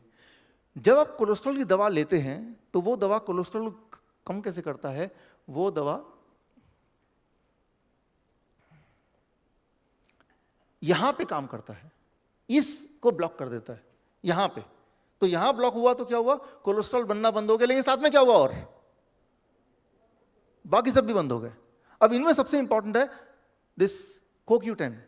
CoQ10 को आप क्या बोल सकते हैं, CoQ10 ये केमिकल क्या करता है, it is very simple. Spark plug आपने देखा, उस स्पार्क प्लग में नीचे यहां पे थोड़ा सा ये जो स्पार्क होता है, दिस इज अ स्टोन, और जिससे हमारी गाड़ी स्टार्ट होती है। CoQ10 is a spark plug of the body, spark plug for the heart. और जब यहाँ पे आप देखते हैं, यहाँ पे जो छोटा सा कार्बन वाला पार्ट है वो जैसे जैसे कम होता है, हाँ, आपको इसकी डिस्टेंस को कभी कभी स्कूटर से निकाल के रीएडजस्ट करना पड़ता है, क्या है, right? तो ये जो है दैट इज CoQ10। जब वो कम होगा तो आपको डॉक्टर के पास जाना पड़ेगा, डॉक्टर बोलेगा चलो मैं आपको CoQ10 की गोली भी लिख देता हूं, तो यानी कि वो रीएडजस्ट कर रहा है। एक तो एक तरफ कम कर दिया, फिर दूसरी तरफ डॉक्टर ने उसको पूरा कर दिया, राइट? मतलब यहाँ से निकालो वहाँ पे डाल दो, तो दैट इज द CoQ10। तो जो भी कोलेस्ट्रॉल की दवा लेंगे उनका हार्ट वीक होगा, क्योंकि हार्ट को जो स्ट्रेंथ देता है हार्ट का spark plug, that is CoQ10। Similarly tRNA, ये जिनका कम होगा उनको फिर कैंसर की दिक्कत आएगी, कैंसर। सिमिलरली बाकी जो केमिकल आप देख रहे हैं इनमें सिग्नलिंग प्रोटीन इंपॉर्टेंट है, ये बॉडी की सिग्नलिंग सिस्टम है। फॉर एग्जाम्पल जब आप खाना खाते हैं, आपने खाने के बारे में सोचते हैं पहले, you think of the food, मैं खाना खाऊंगा। द मोमेंट यू थिंक कि मैं खाना खाऊंगा, दिस थॉट से हमारे बॉडी में पहला सिग्नल जाता है, फिर जब उसको देखते हैं तो दूसरा सिग्नल, फिर जब उसको टेस्ट करते हैं थर्ड सिग्नल जाता है। वो जब सिग्नल जाता है body start producing insulin, that is called signalling protein का सिस्टम। और अगर वो सिस्टम काम नहीं करेगा तो क्या होगा, कौन सी वाली बीमारी हो जाएगी, diabetes, right? So try to understand वो स्टैटिन से डायबिटीज क्यों होता है, ब्लड प्रेशर क्यों होता है। Now you get a clue कि वो कोलेस्ट्रॉल घटा नहीं रहा है, वो बाकी चीजें भी घटा रहा है। वो कैसे, मैं आपको छोटा सा एक्सपेरिमेंट देता हूँ, how it works. For example आपके यादगार के लिए, मान लीजिए डाल है मेरे पास, इसमें फूल हैं, पत्ते हैं, कांटे भी हैं, राइट? कांटे ठीक नहीं है, मान लीजिए कांटे इज कोलेस्ट्रॉल, लेकिन बाकी जो फूल पत्ते हैं 2000 CoQ10 और बाकी इंपॉर्टेंट केमिकल्स। और मैं आपको औजार देता हूँ, ये कैंची, ऐसा करना, इस कांटों को ना काट देना, कांटे ठीक नहीं है, कोलेस्ट्रॉल हमारे लिए ज़रूरी नहीं है। तो क्या आप क्या करेंगे, कांटे काटने जाएंगे तो क्या कट जाएगा, पूरी डाल ही कट जाएगी। उसमें फूल भी था, उसमें पत्ते भी थे, उसमें फल भी था, सारी डाल कट गई और वो अपने कांटे भी चले गए। सो this is called the cholesterol loading drug statin, right? और ये पूरा पाथ है। Thank you friends, thank you. और जब आप वो दवा ले रहे हैं तो काट यहाँ रहे हैं, जड़ को काट रहे हैं। और ये हमने किसी ने बताया नहीं कि भाई ये यहाँ से कट रहा है, ना कि कोलेस्ट्रॉल इटसेल्फ को काट रहे हैं, ना कि वो कांटे। अगर वो कांटे हैं तो पहली बात तो cholesterol is not equal to कांटे, वो कांटे हैं ही नहीं। अगर वो है भी, राइट, तो वो कांटे को थोड़ा ना काट रहे हैं, वो तो सबको काट रहे हैं, तो इक्वली कांटे भी कट जा रहे हैं। तो अच्छा, इसका प्रूफ क्या है? आप किसी भी डॉक्टर से पूछिए, स्टैटिन तो हो गया नॉर्मल नेम, इसका साइंटिफिक नेम क्या है? What is scientific name for statin? इसका साइंटिफिक नेम क्या है? HMG CoA inhibitor. मतलब HMG एंजाइम को वहीं पे ब्लॉक करता है, यही इसका नाम है। तो नाम से इसकी पहचान है। इसका नाम कोलेस्ट्रॉल लोडिंग ड्रग नहीं है, इसका नाम कोलेस्ट्रॉल इनहिबिटर नहीं है, इसका नाम HMG को एंजाइम इनहिबिटर है। तो HMG को एंजाइम इनहिबिटर क्यों है? क्योंकि वहां पे काटता है, ना कि कोलेस्ट्रॉल को यहां पे रोकता है, राइट? अच्छा, ये जो पूरा ब्रांच है, कुछ रेयर केस में बच्चों में जो बच्चे पैदा होते हैं, राइट, उनमें उसमें ये ताकत नहीं होती है पूरा ब्रांच बनाने की। तो उन बच्चों में एक बीमारी होती है, वो बीमारी आपने देखी मूवी पा, जो 2 साल की उम्र में 50 साल 60 साल के लगने लगते हैं। सो ट्राई टू अंडरस्टैंड, अगर ये केमिकल का ये पूरा ब्रांच ना हो किसी बच्चे में पैदा होते ही, तो विद इन 2 ईयर्स ऐसा दिखेगा कि वो एक 60 साल का 80 साल का आदमी है। और अगर हमारे जीते जी अगर वो ब्रांच कट गया या कम हो गया, तो हमारा बुढ़ापे की जो स्पीड है वो बढ़ जाएगी धीरे धीरे, right? So here you can understand and link कि you are not reducing the cholesterol itself, you are reducing the complete branch of it, right? जो कि कितना ज़्यादा लीथल है, कितना ज़्यादा डेंजरस है, जिससे बहुत सारी बीमारियां आती हैं, जैसे मैंने आपको बताया कैंसर से लेकर डायबिटीज़ तक। अब यहाँ पे इंपॉर्टेंट बात, हार्ट की डिजीज़ होती क्यों है फिर? कोलेस्ट्रॉल रिस्पॉन्सिबल नहीं है तो हार्ट की डिजीज़ क्यों होती है? वो सिंपल है कि हार्ट के आर्टरीज में there are some blockages. Simple, heart की आर्टरीज में देयर आर सम ब्लॉकेजेस। वो ब्लॉकेजेस होते हैं तो ब्लड सर्कुलेट नहीं हो पा रहा, ऑक्सीजन सर्कुलेट नहीं हो पा रहा, हार्ट को पूरी तरह से न्यूट्रिशन नहीं मिल रहा, एंड हार्ट पूरी तरह से काम नहीं कर पा रहा। एक दिन होगा ब्लॉकेज 100% हो जाएगा, एंड दैट में be the heart attack, right? उन सेल्स को नरिशमेंट नहीं मिलेगी। अब ये जो ब्लॉकेज है, इसको अगर आप निकालेंगे, निकाल के माइक्रोस्कोप के अंदर डालेंगे कि ये ब्लॉकेज बना किस चीज़ का है, तो आप पाएंगे कि उसमें कोलेस्ट्रॉल मिलेगा। इसका मतलब ये हो कि कोलेस्ट्रॉल कारण हुआ ना। कोई डॉक्टर बोलेगा उसको देखो वो तो कोलेस्ट्रॉल है, तो कोलेस्ट्रॉल कारण हुआ। अच्छा, एक काम करेंगे, मान लीजिए कहीं देखते कि पूरी बिल्डिंग गिर गई, जाके देखो बिल्डिंग में क्या गिरा, देखा बहुत सारी ईंटें पड़ी हुई है। अच्छा, ईंटें कारण है, आगे से ना जब बिल्डिंग बने ईंटें कम कर दो, प्रॉब्लम खत्म हो जाएगी, राइट?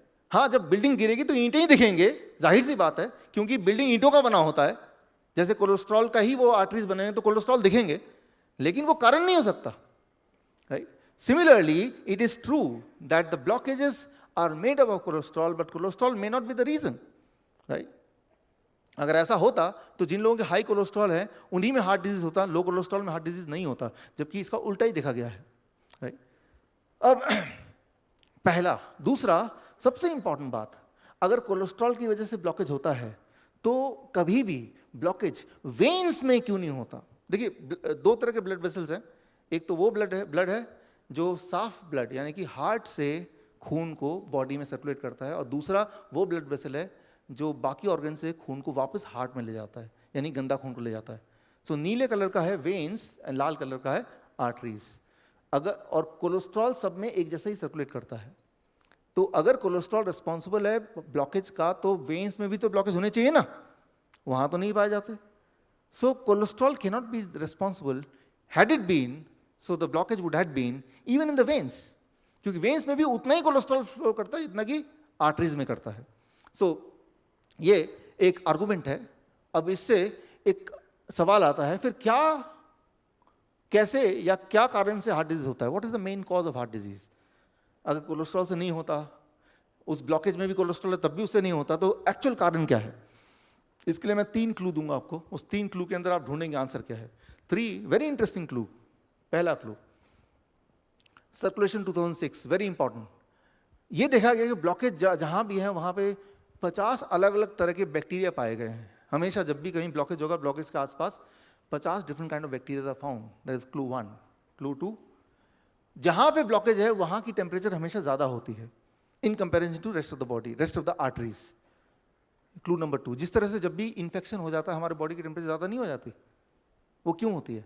ताकि temperature is a tool, temperature की मदद से बॉडी उस वायरस को किल करता है। तो टेम्परेचर ज्यादा होना कोई बीमारी नहीं है, it is a method by which the body is trying to counter the germs. Similarly, thank you friends, thank you. Similarly clue 3, ये देखा गया कि 1/3 हार्ट अटैक के पेशेंट्स का रिकॉर्ड देखा गया कि उनके हार्ट अटैक आने से जस्ट पहले उनको कोई ना कोई इन्फेक्शियस डिजीज हुआ था, उसके बाद ही उनका हार्ट अटैक आया है। तो ये क्लू नंबर 3। अब इन तीनों क्लू के अंदर ही आपका जवाब है। ये सारी चीज़ें 2000 के बाद ही, 2000 के बाद ही सारी चीज़ें मेडिकल साइंस को थोड़ी बहुत पता चली है, उससे पहले ये सब चीज़ें नहीं पता थी। इसको समझने की कोशिश करते हैं, इन तीनों क्लू को जोड़ते हैं टू गेट द आंसर कि क्या, कैसे हार्ट डिजीज होता है और कैसे उसको रोका जाए। Attack by germs on the inner wall of arteries, the most important thing.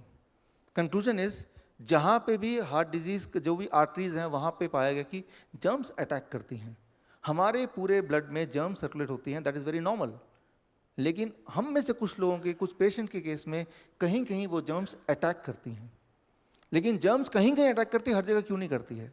वहीं अटैक करेगी जहां पे इंडोथेलियम डिसफंक्शन होगा। इंडोथेलियम वेरी सिंपल, ब्लड वेसल का जो सबसे अंदरूनी हिस्सा है जिसको ब्लड टच करते हुए जाता है, जिसको कोलेस्ट्रॉल टच करते हुए जाता है, उसे कहते हैं इंडोथेलियम लेयर। लेकिन हम में से कुछ लोगों के केस में वो इंडोथेलियम लेयर कमजोर होता है, राइट, और उसमें जर्म्स अटैक आसानी से कर सकती है। लेकिन अगर ऐसा है तो वेन्स के एंडोथेलियम लेयर में क्यों नहीं जर्म्स अटैक करती है? ये एक इंपॉर्टेंट क्वेश्चन है। इसको जवाब देने के लिए I will take the example of this. मान लीजिए ये बलून है, इसके अंदर एयर का प्रेशर है। अगर एयर बढ़ा दूंगा तो प्रेशर बढ़ जाएगा ना इसका। अगर इसका प्रेशर बढ़ जाएगा तो इसका जो आउटर लेयर है या इनर लेयर है उसका डैमेज के चांसेस ज़्यादा हैं, या प्रेशर कम रहेगा तो चांसेस ज़्यादा हैं? पहला या दूसरा? प्रेशर ज़्यादा होगा तो डैमेज होना आसान है, ये तो क्लियर है हमें। अब देखिए, ह्यूमन बॉडी में हमेशा क्या होता है कि आर्टरीज के अंदर जो ब्लड प्रेशर होता है वो कम से कम 100 गुना ज़्यादा होता है in comparison to the blood pressure in the veins. Arteries के वॉल्स में जो प्रेशर होता है वो 100 टाइम ज़्यादा होता है, यानी कि वहाँ पे डैमेज होने की पॉसिबिलिटी ज़्यादा होती है, यानी कि वहाँ पे जर्म्स अटैक आसानी से कर सकते हैं, राइट। लेकिन एंडोथेलियम लेयर, पहला तो एंडोथेलियम लेयर कमज़ोर हो, ऊपर से प्रेशर ज़्यादा है, दोनों मिला के जर्म्स के लिए आसान हो जाता है वहाँ अटैक करना। अब क्वेश्चन ये है कि अंदर का एंडोथेलियम लेयर यानी कि इनर लेयर कमज़ोर क्यों होता है? उसका कारण है लो नाइट्रिक ऑक्साइड प्रोडक्शन। जब भी आपका बॉडी के अंदर नाइट्रिक ऑक्साइड प्रोडक्शन कम होगा तब एंडोथेलियम लेयर डैमेज होगा। जब भी वो डैमेज होगा जहाँ जहाँ प्रेशर ज़्यादा है वो तो आर्टरीज में होती है, जर्म्स बॉडी में ऑलरेडी सर्कुलेट कर रहे हैं, वो सब में होता है, वो जर्म्स वहाँ अटैक करेंगे। जब वो अटैक करेंगे तो क्या होगा, वहाँ पे घाव हो जाएगा। घाव को भरने के लिए कोलेस्ट्रॉल आएगा बचाने के लिए, और वो भरने की कोशिश करेगा। अगर घाव जल्दी भर गया तो ब्लॉकेज नहीं होगा, लेकिन अटैक जारी रहा, नाइट्रिक ऑक्साइड प्रोडक्शन ऑलरेडी कम रहा और ये लंबे समय तक रहा, then it becomes blockage, right. तो कोलेस्ट्रॉल का रोल है हार्ट को बचाने के लिए, ना कि उसका रोल है कि वही हार्ट के ब्लॉकेज करने के लिए।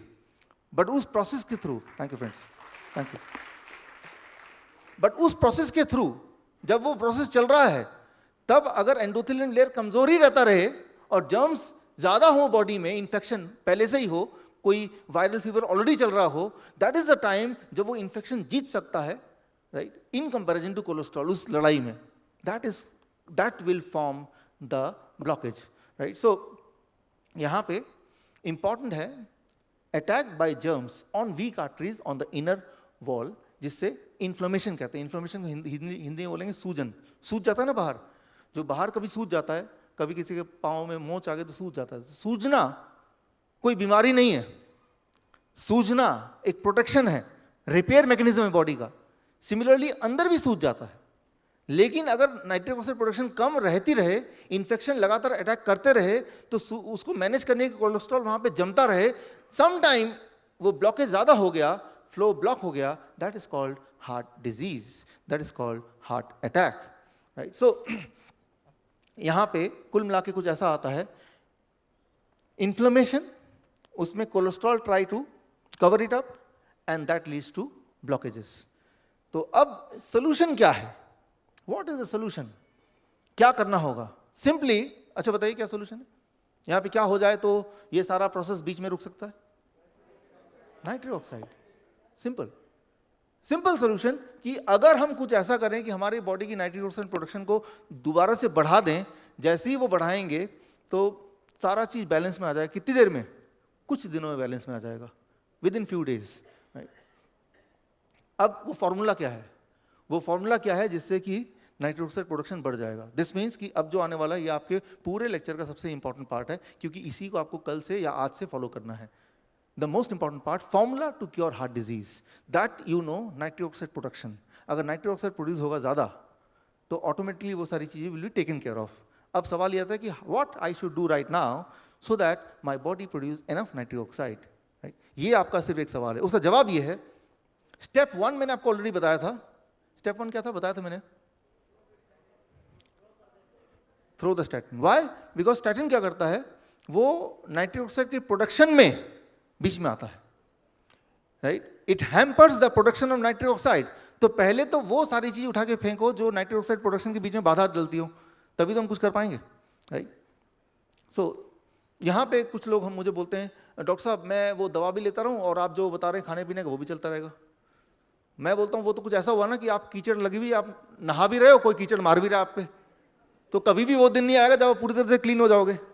पहले वो कीचड़ को रोको, अब आप नहाओ, तभी तो क्लीन होंगे ना, right. So in the same way, पहले वो तो थ्रो करना पड़ेगा, तभी जाके ये इफेक्ट काम आएगा, बिकॉज उसकी वजह से तो ऐसा हो रहा है। Okay, now step 2, increase production of nitric oxide के लिए स्टेप 2, ब्रेकफास्ट। ये बड़ा ही सिंपल है।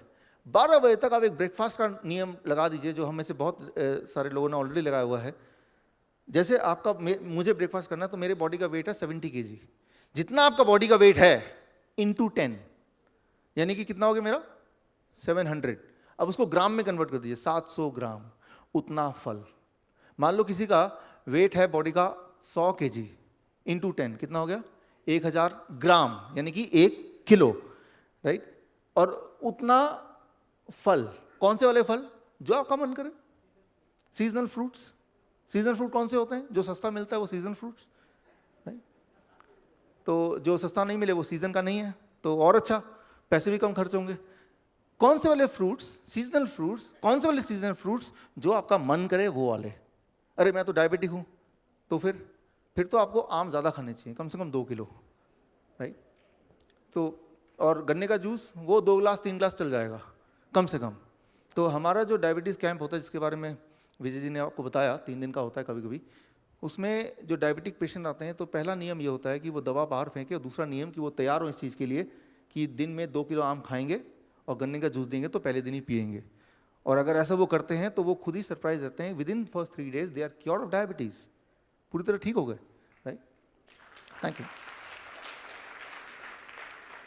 यहाँ भी आप में से बहुत सारे डायबिटिक एजुकेटर ऑलरेडी हैं जो पहले कभी पेशेंट थे, and now you are enjoying mangoes जो आपने इतने सालों में नहीं खाया, और वो सारा आप खा रहे हैं और शुगर लेवल मेंटेन है। तो यहाँ पे मैं बोलना चाह रहा हूँ कि 12 बजे तक आपको सिर्फ इतना करना है कि जो भी आपके पेट में जाए it should B fruits. Right, कौन सा फ्रूट, सीजनल फ्रूट, कितने वाले फ्रूट, कैसे वाले, वो आप पे डिपेंड करता है। लेकिन वो जब 700 ग्राम में मेजर करूंगा, दैट इज छिलका निकालने के बाद, गुठली निकालने के बाद इफेक्टिव वेट। छिलका गुठली थोड़ा खा रहे हैं हम, तो उसका वेट क्यों काउंट करना। राइट, और एक बार में नहीं खाया जाए तो इंस्टॉलमेंट में 7 बजे आपने 200 ग्राम खाया, पेट भर गया थोड़ा, फिर 8 बजे आपने 300 ग्राम खाया, फिर पेट भर गया, 12 बजे तक यही खाना है, कितना मर्जी। कई लोग बोलते हैं कि मेरा लाइफस्टाइल ऐसा है कि मुझे बाहर जाना पड़ता है, यहाँ जाना, मुझे भी बाहर जाना पड़ता है महीने में 20 दिन। तो मैं अपने एक बैग है मेरा, उसमें मैं 1 दर्जन केले रखता हूँ, अभी भी है इधर। राइट, और वो क्योंकि उसमें धोना भी नहीं है, कुछ भी नहीं करना, काटना भी नहीं है, सीधा खा जाना है। तो ये अच्छा है और सस्ता भी आता है, कहीं भी मिल जाता है। राइट, और कोई सामने हो तो उसको भी एक केला दे दिया, वो भी खुश हो गया। सो इस तरह से आपको नियम थोड़े, thank you friends, thank you. इस तरह से आपको नियम चेंज करना है कि 12 बजे तक whatever you take it should be only fruits. खाने से पहले क्या है, फल है क्या, रोटी नहीं, दही नहीं, चपाती नहीं, ब्रेड नहीं, कुछ भी नहीं, सिर्फ फल। स्टेप 1। स्टेप 2। स्टेप 2 का दूसरा पार्ट है लंच एंड डिनर।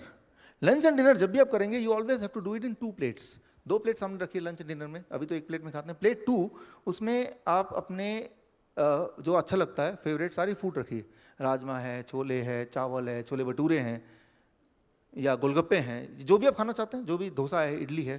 प्लेट 2 भरपेट पूरा भर के रखिए। और प्लेट 1 में आपका वेट जितना है, जैसे मेरा वेट है 70 kg, तो 700 ग्राम इस वक्त वो क्या हो जाएगा, वेजिटेबल्स, रॉ वेजिटेबल। कौन से, जैसे टमाटर है, खीरा है, मूली है, गाजर है, शिमला मिर्च है, मटर है, ककड़ी है, या कुछ ऐसे पत्ते जो आप कच्चा खा सकें, सलाद पत्ता है, गोभी का पत्ता, कुछ लोग कच्चा खा लेते हैं। तो raw vegetable which you can eat in raw without cooking 700 grams पहले मैं खा लूँगा अच्छी तरह से। उसके बाद कहाँ है प्लेट 2। आप सोच रहे होंगे जब इतना खा लूँगा प्लेट 2 की जगह ही कहाँ रह जाएगी। यही तो मैं चाहता हूँ, प्लेट 2 अब ना ही खाएं तो अच्छा है। Right, thank you friends, thank you. लेकिन मैं आपको बताता हूँ, पहले दिन दूसरे दिन थोड़ी तकलीफ होगी, लेकिन उसके बाद आपको वो कम लगेगा, क्योंकि उसमें पानी है। जितना भी आप खाएंगे आधे घंटे 1 घंटे में बहुत ज़्यादा भूख लगेगी। जितना ज़्यादा खाएंगे उतनी भूख बढ़ेगी, और आप हैरान होंगे 1 हफ्ते 2 हफ्ते में जो लोग मोटे हैं उनका वेट बिल्कुल ड्रास्टिकली घटेगा। स्पेशली स्टमक से, जहाँ ज़्यादा वेट है, जहाँ ज़्यादा फैट है, जहाँ ज़्यादा ज़िद्दी फैट है, वो जल्दी घटेगा। तो ये एक अच्छी बात है आपके लिए। तो लंच और डिनर से पहले ये रूल रख सकते हैं। और जो लोग बहुत ज़्यादा बीमार नहीं है, थोड़ी बहुत दवा चल रही डायबिटीज़ की, थोड़ी बहुत हाइपरटेंशन की, थोड़ी बहुत कोलेस्ट्रॉल भी ले रहे थे, और थोड़ी बहुत ऐसा या थोड़ा बहुत वैसा, उनको थोड़ा सा रिलैक्सेशन ये मिल सकता है कि वो, जैसे मेरा 70 है तो 700 ग्राम की जगह मैं 500 ग्राम कर देता हूँ। थोड़ी बहुत चीटिंग कि इसको थोड़ा घटा दिया, उसको थोड़ा बढ़ा दिया। लेकिन कई बार लोग बोलते हैं ऐसा कर लूँ डॉक्टर साहब, पहले प्लेट 2 खा लेता हूँ फिर प्लेट 1 खा लूँगा, लेकिन उससे रिजल्ट भी उल्टा आएगा। वो उसका एक खास साइंस है जो कभी और मैं आपको एक्सप्लेन करूंगा। प्लेट 1 को पहले खाना है, फिर प्लेट 2 को खाना है। So this is the step 2। Step 3, the most important of all, stop consuming food with cholesterol. ऐसा खाना ना खाएं जिसमें कोलेस्ट्रॉल हो। कैसे पता चलेगा कौन सा खाने में कोलेस्ट्रॉल है, कौन से खाने में कोलेस्ट्रॉल नहीं है? अक्सर पैकेट में लिखा देखा 0 कोलेस्ट्रॉल, 0 कोलेस्ट्रॉल। सिंपल रूल है, भगवान ने कोलेस्ट्रॉल बनाने की ताकत सिर्फ जानवरों को दी है। राइट, प्लांट को यह ताकत नहीं दी है। तो पौधों में या पौधों से जुड़ी हुई फूड में कोलेस्ट्रॉल 0 है। काजू में कोलेस्ट्रॉल 0, बादाम में कोलेस्ट्रॉल 0, वेजिटेबल में कोलेस्ट्रॉल 0, फ्रूट्स में कोलेस्ट्रॉल 0, ग्रेन्स में कोलेस्ट्रॉल 0। राइट, तो थैंक यू फ्रेंड्स। तो कुछ पूछना तो लिख लीजिए, in the question answer we can discuss. तो कैसे पता चले कोलेस्ट्रॉल है कि नहीं? तो अगर वो फूड एनिमल ओरिजिन है, इट इज हैविंग कोलेस्ट्रॉल। जैसे दूध है, वो पौधे से नहीं आया ना, गाय से आया ना, तो उसमें भरपूर कोलेस्ट्रॉल है। तो वो जो कोलेस्ट्रॉल है दूध का, वो आपके लिए नहीं है। हो सकता है उस गाय के लिए हो, उसके गाय के बछड़े के लिए, वो आपके लिए नहीं है। कई बार लोग बोलते हैं गाय का दूध तो बड़ा न्यूट्रिशियस होता है। न्यूट्रिशियस होता है, लेकिन वो गाय के बच्चे के लिए होता है न्यूट्रिशियस, आपके लिए थोड़ा ना होता वो। इंसान ही एक ऐसा जानवर है जो जीवन भर दूध पीता है, और इंसान ही ऐसे जानवर है जो दूसरे जानवर का दूध पीता है, तो वो दूध उसके पीने दीजिए। आपको दूध पीने की ज़रूरत नहीं है, इनफैक्ट किसी को भी ज़रूरत नहीं है, ना कभी थी, सिवाय पहले कुछ महीनों के जब आपको अपने माँ का दूध पीना, दैट्स ऑल, राइट। कुदरत ने दूध को बनाया first few months of the baby from the own species, that's all. जिंदगी भर पीने की कोई आवश्यकता नहीं है। So this is the food and the animal food which you have to ignore. ऐसा आपको करना है स्टेप 3। एंड ऐसा जब आप करेंगे, एक कमाल हुआ कि कोलेस्ट्रॉल की अगर रीडिंग लेंगे, हालांकि वो इंपॉर्टेंट नहीं है, मैंने आपको शुरू में बताया, वो भी कम दिखेगी। उससे क्या होगा, कम से कम घर वाले सेटिस्फाइड हो जाएंगे, राइट। उनको सेटिस्फाई करने के लिए, क्योंकि नहीं तो बोलेंगे आपकी कोलेस्ट्रॉल की दवा आज क्यों नहीं ली, राइट। आपके पीछे पड़ जाएंगे, तो आप बोलेंगे चेक कर लो मेरा ब्लड कोलेस्ट्रॉल तो ठीक ही आ रहा है, तो एटलीस्ट वो बोलेंगे चलो जो भी है ठीक है। आपका डॉक्टर बोलेगा आप कोलेस्ट्रॉल दवा क्यों बंद कर दी, तो आप बोले चेक कर लो कोलेस्ट्रॉल लेवल ठीक ही आ रहा है। तो इस तर्क में वो चुप बैठ जाएंगे। उनको चुप कराने के लिए आपको टेस्ट करना है, ना कि अपने आप को सेटिस्फाई करने के लिए टेस्ट करना है, राइट। वैसे तो आपके हेल्थ का जो रिस्पॉन्सिबिलिटी है वो सिर्फ आप ही के हाथ में है। कई बार लोग पूछते हैं डॉक्टर साहब आपके कहने पे हमने कोलेस्ट्रॉल दवा छोड़ दी जो मैं 15 साल से ले रहा था, अगर मुझे कुछ हो गया तो क्या होगा, फिर कौन जिम्मेदार होगा, आप होंगे। मैं ये बोलना चाह रहा हूँ कि जिम्मेदारी eight the end of the day आप ही की है, आपकी हेल्थ की, राइट। सो किसी और की नहीं हो सकती, क्योंकि वो आपकी हेल्थ है। अगर आप छोड़ देंगे या नहीं छोड़ेंगे, both the cases you are responsible for your own health. आप डॉक्टर से पूछिए जाके कि कोलेस्ट्रॉल की दवा मैं छोड़ रहा हूँ, डॉक्टर बोलेगा अगर छोड़ रहे हो तो मैं जिम्मेदार नहीं हूँ आपकी हेल्थ का, फिर कुछ भी हो सकता है देख लो। तो उनसे ये पूछिए, अच्छा मैं नहीं छोड़ रहा हूँ, अब कुछ हो गया तो आप जिम्मेदार हैं, अब तो मैं बिल्कुल भी नहीं हूँ, राइट। तो बल्कि वो क्या करते हैं, जब भी कोई सर्जरी होता है, कोई डायग्नोस्टिक होता है, एंजियोग्राफी होता है, वो तो लिखवा लेते हैं कि एंजियोग्राफी हो रही है, अगर इस दौरान आपकी मौत हो जाए तो हम जिम्मेदार नहीं है, साइन कर दो भाई, और तब लाश कहाँ पे भेजें और पैसा कहाँ से लें ये भी लिख दो भाई। होता है कि नहीं होता? तो डॉक्टर्स आर नेवर रिस्पॉन्सिबल। तो आपको ये लगता है कि ये दवा खाने से at least there is some kind of protection, लेकिन कैसा प्रोटेक्शन? जो लोग कोलेस्ट्रॉल की दवा खा रहे हैं उनकी हार्ट अटैक होती है तो कोई प्रोटेक्शन है उनको? क्या कोई जवाबदेही है, कोई रिस्पॉन्सिबिलिटी है? At the end of the day you are responsible for your own health, right. तो अगर आप ही रिस्पॉन्सिबल हैं then you have to understand what is this whole thing. उसकी जिम्मेदारी आपको लेनी पड़ेगी, आपको उसको थोड़ा बहुत समझना पड़ेगा। सो मैं ये बोलना चाह रहा हूँ, व्हेन यू डू दिस आपका कोलेस्ट्रॉल नेचुरली लो हो जाएगा। हालांकि लो करने की कोशिश के लिए नहीं कर रहे हैं हम, बट नेचुरली लो हो जाएगा, वो 200 से नीचे चले जाएगा टोटल कोलेस्ट्रॉल, राइट। सो अब ये जो मैंने बताया ये कोई मेरा इन्वेंशन नहीं है कि मैंने ऐसा देखा, ये पहले से ही साइंटिफिकली प्रूवन है मेडिकल साइंस में, जर्नल्स में।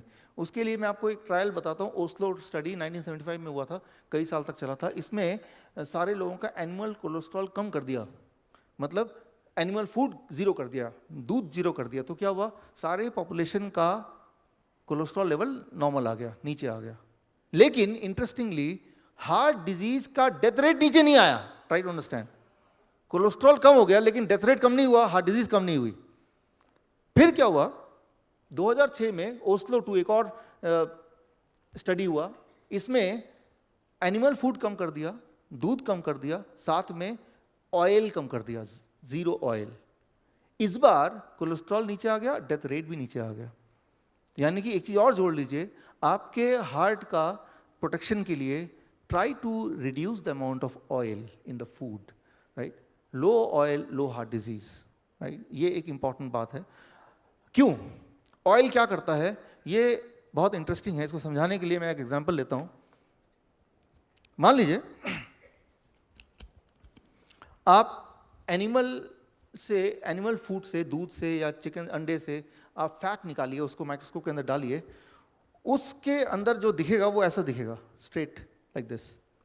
अब कोई भी प्लांट ले लीजिए, पौधा ले लीजिए, फ्रूट्स ले लीजिए, वेजिटेबल ले लीजिए, उसके अंदर से आप फैट निकालिए और माइक्रोस्कोप के अंदर डालिए, वो फैट कैसा दिखेगा? That fat will look like this, इस तरह टेढ़ा मेढ़ा, राइट। ये है एनिमल फैट, ये है प्लांट फैट, राइट। अब आप बताइए, मैं दोनों आपको दे दूं, बोलूं कि इन दोनों में को आपको ठीक से कलेक्ट करके रखना है। कौन सा कलेक्ट करना करके रखना है के ऊपर एक आसान होगा, एनिमल फैट या प्लांट फैट? Animal fat. तो जब फैट फ्लो करता है ब्लड स्ट्रीम में, तो जहाँ पे इन्फ्लेमेशन होता है एनिमल फैट वहाँ पे सेटल हो जाता है, जमता रहता है। उससे क्या होगा? What will become? That is the blockage.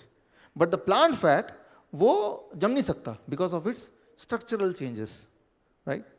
अब जो ऑयल है, ऑयल वो एनिमल से आया कि प्लांट से आया? मोस्टली प्लांट से आया।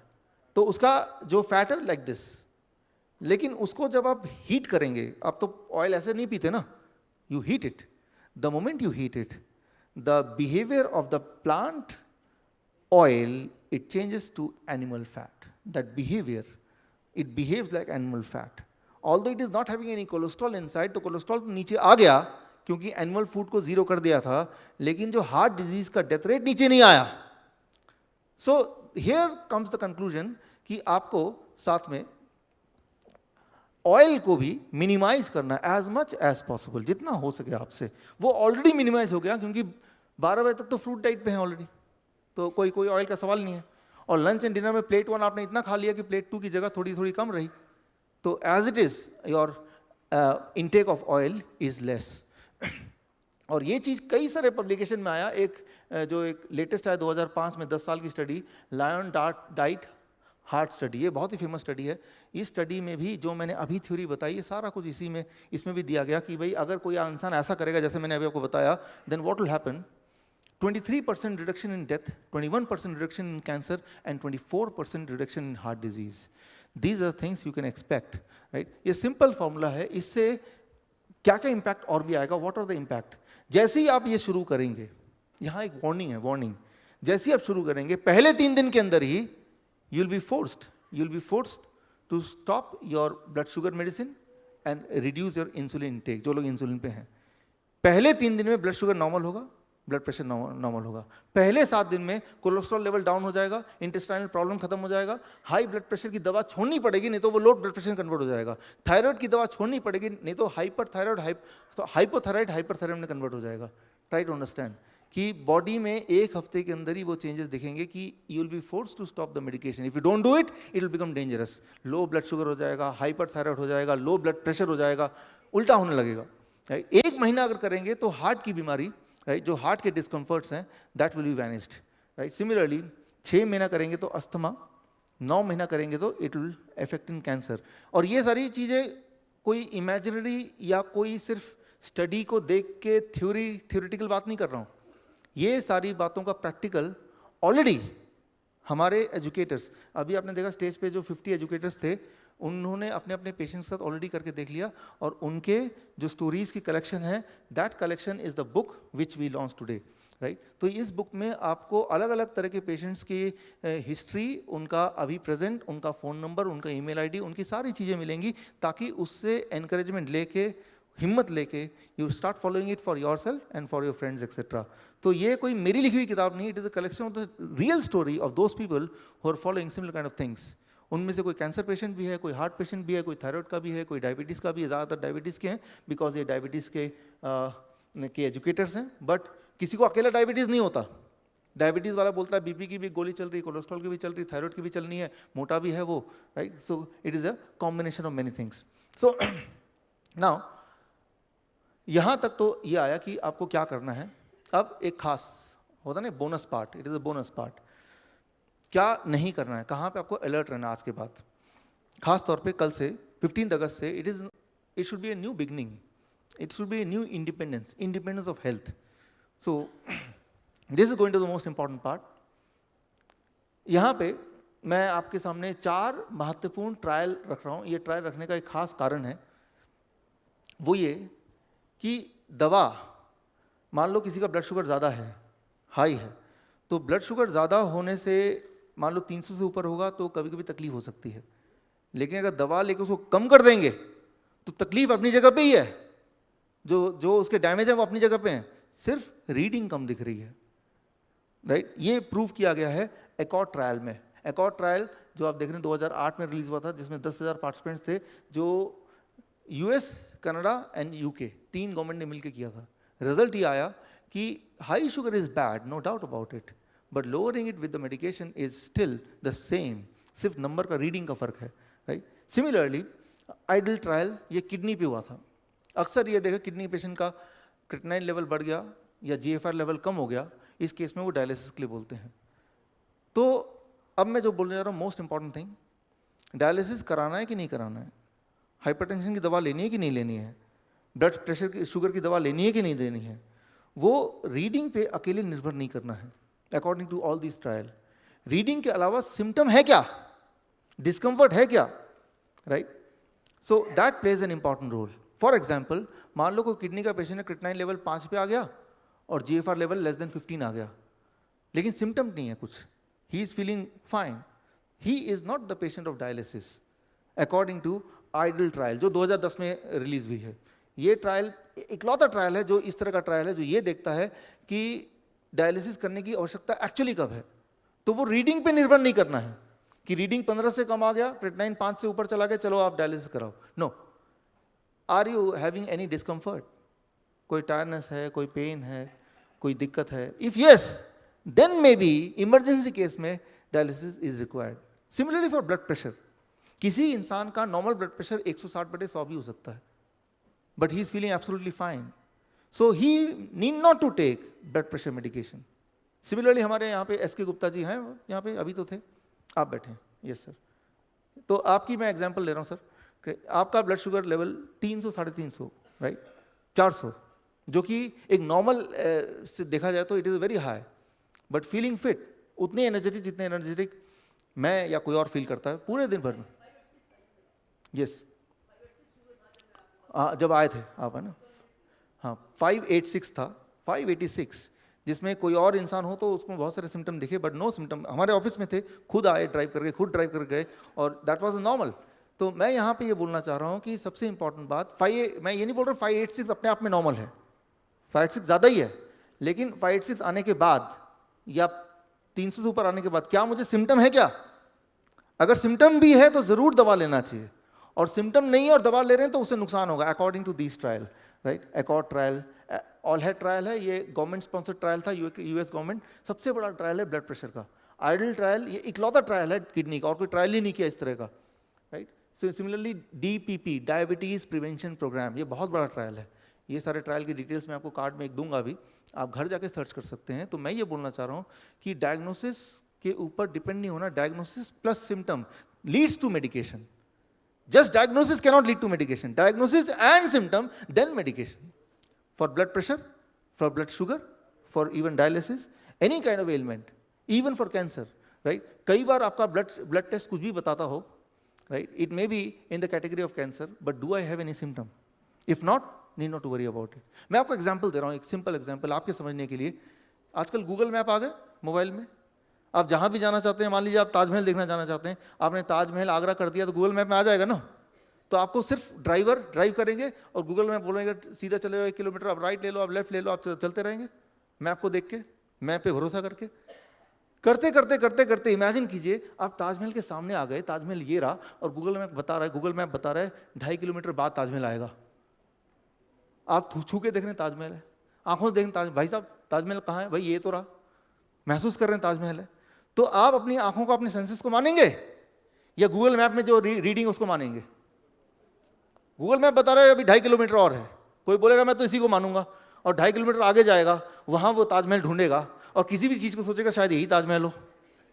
हमारी मेडिकल इंडस्ट्री ऐसी है, कई सारे पेशेंट होते हैं जो पेशेंट ही नहीं है, सिर्फ रीडिंग बढ़ा हुआ होता है, अब उसमें वो बीमारी ढूंढते हैं, राइट। और अगर बीमारी ढूंढने पे आ जाए, आजकल का मेडिकल साइंस की तरक्की इतनी ज़्यादा हो गई है, कोई हेल्दी इंसान मिलेगा नहीं उनको। फिर जो भी गया अपने डायग्नोसिस हेल्थ चेकअप के लिए, वो पेशेंट बन के वापस आता है। हेल्दी वो है जो कभी गया ही नहीं hospital. Thank you, thank you, thank you. तो यहाँ पे मैं ये बताना चाह रहा हूँ कि कभी कभी इमरजेंसी में दवा काम करती है, लेकिन इमरजेंसी का डेफिनेशन क्या है? डेफिनेशन है कि जो आंकड़े हैं वो गड़बड़ बता रहे हैं, प्लस सिम्टम भी ऐसा लग रहा है। अगर ये दोनों चीज एक साथ हो रहे हैं, देन वो मेडिसिन का हकदार है for a brief period of time, life long के लिए नहीं, थोड़े बहुत दिन के लिए। और तब तक उसको क्या करना है? तब तक the kind of thing which I told वो आपको करना है, राइट। So here we comes towards the end of this first part of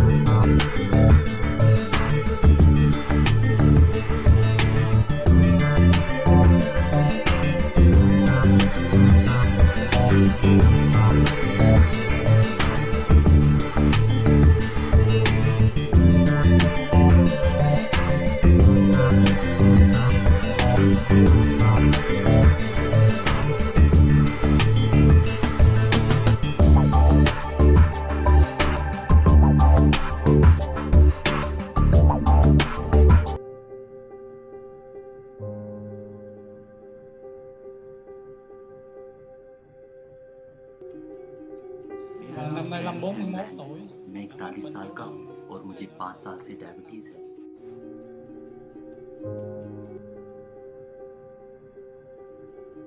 मैं लीती च्यू हूँ और 70 साल की हूँ। 20 साल पहले जब मुझे पता चला कि मैं डायबिटिक हूँ, तब मैं बहुत रोई थी।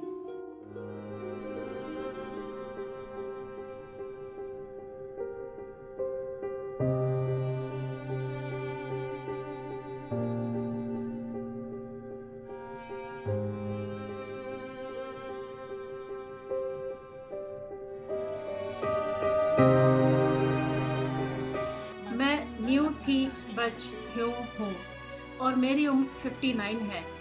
मैं 20 साल से डायबिटिक हूँ। मैं मीट मछली खाए बिना नहीं रह सकती हूँ। जब मैंने पहले दिन ये खाना खाया तो मैं रो पड़ी। मैंने कभी ऐसा खाना नहीं खाया था।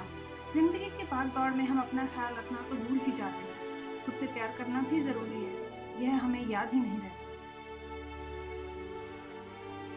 अपने लिए तो हम कभी जीते ही नहीं, बस अपनी आंखों पर एक नोरस की पट्टी बांधकर चलते रहते हैं। ठीक वैसे ही जैसे हम इस workshop journey to recover the body में इंस्ट्रक्टर की कमांड पर अपनी आंखों पर पट्टी बांधकर गिरते पड़ते चल रहे हैं।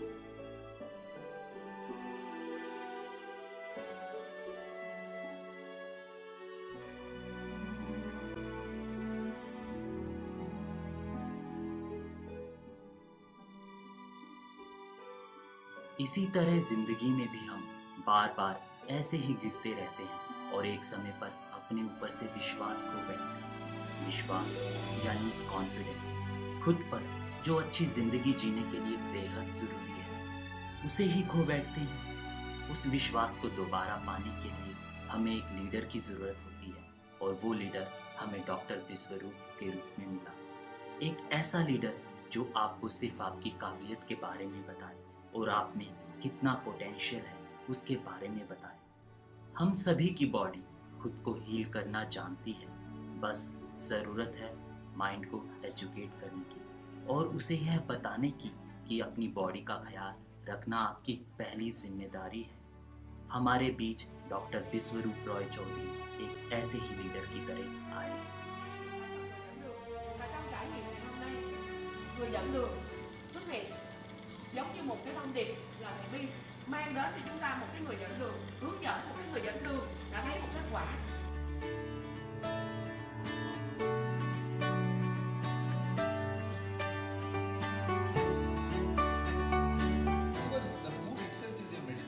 Và cách thật ra thì thức ăn này là chính là cái liều thuốc hữu hiệu nhất cho các anh chị.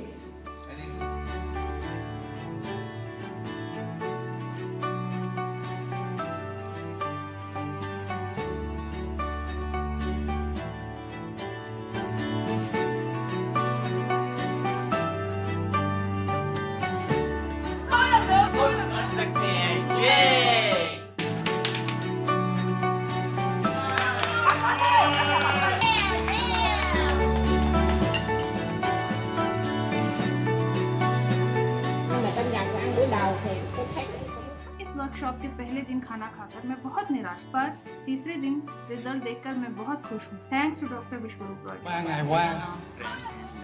मैं 41 साल का हूँ। मुझे 5 साल से डायबिटीज है और अब 3 दिन के बाद मेरी रिपोर्ट बिल्कुल नॉर्मल है। पिछले 2 साल से डायबिटीज है। मैं अब किसी दवाई और डॉक्टर पे डिपेंडेंट नहीं हूँ। मेरी डायबिटीज अब बिल्कुल ठीक हो गई है। यस।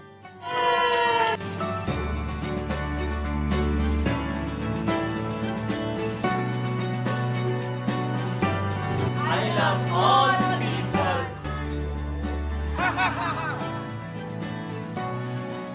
मेरा नाम हुमान खाना है और मैं 44 साल का हूँ। मुझे यहाँ समय का एहसास ही नहीं हुआ। मुझे लगता है मैंने 44 सालों में पहली बार कोई अच्छी बात सीखी है। मुझे लगता है यहाँ बैठे लोगों की बदकिस्मत खुल गई है। डॉक्टर विश्वरूप रॉय चौधरी हमारे लिए एक नई रोशनी बनकर आए हैं।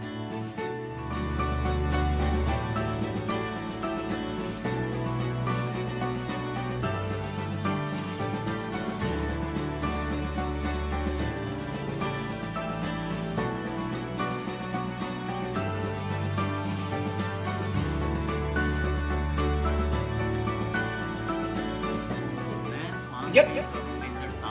मुझे 18 इयर्स से डायबिटीज थी। अब मुझे केवल यही रूल्स फॉलो करने हैं, हार्टीनेस, हैप्पीनेस एंड फ्रेशनेस।